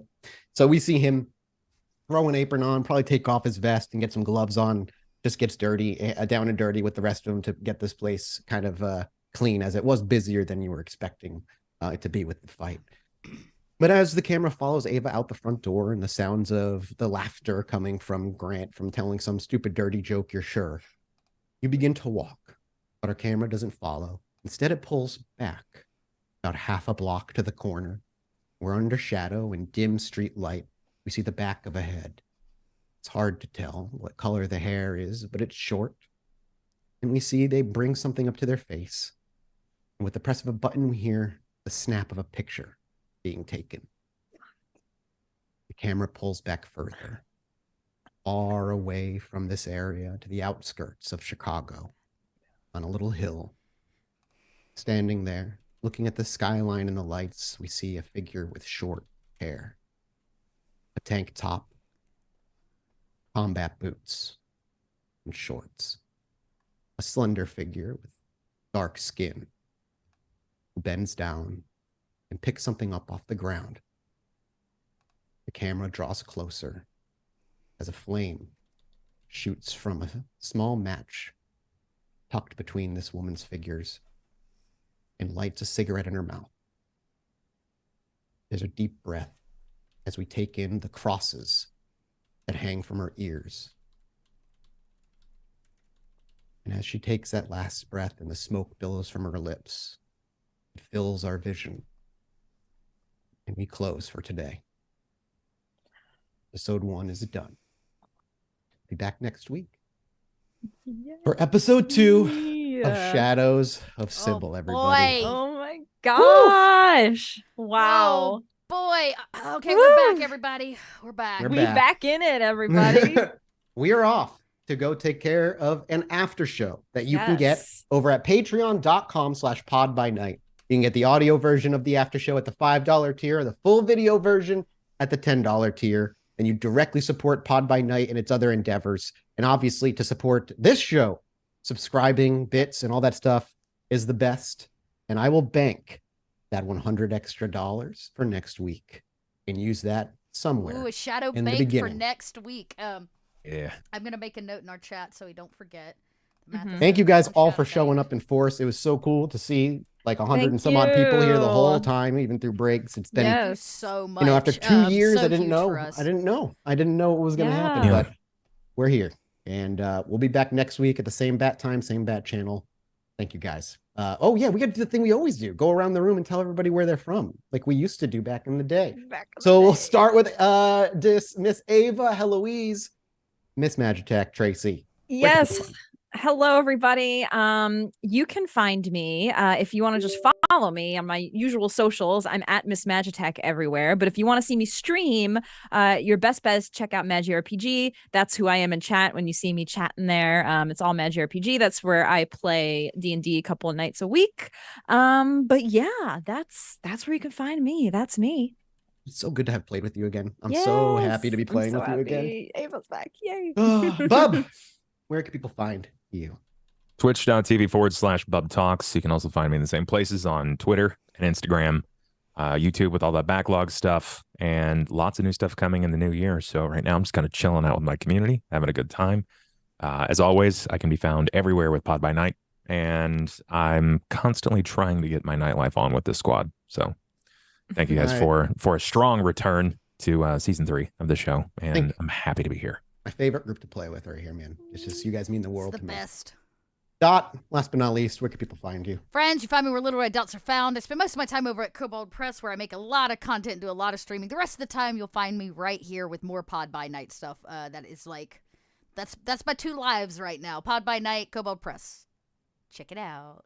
Heck yeah. You can find me pretty much anywhere as Mathis or Mathis Games. You can find me at Chilluminati Podcast, where I'm doing a paranormal true crime goofy podcast for the past fucking 4 years now, which is crazy. And obviously everywhere with Pod by Night, I've got my dirty little fingers buried somewhere in that story or as a character. If you want to watch me play as a PC, go watch Scott Free. 4 episodes of me being a PC and playing a Ravnos, an old 50-something-year-old trucker named Tim as a Ravnos. It may not be the last time we see Tim. We might see Tim again. Who knows? It's possible. We may see him again. But yeah, we're doing that after show. Patreon.com/podbynight. We'll see you guys there. Bye-bye. Bye, everybody.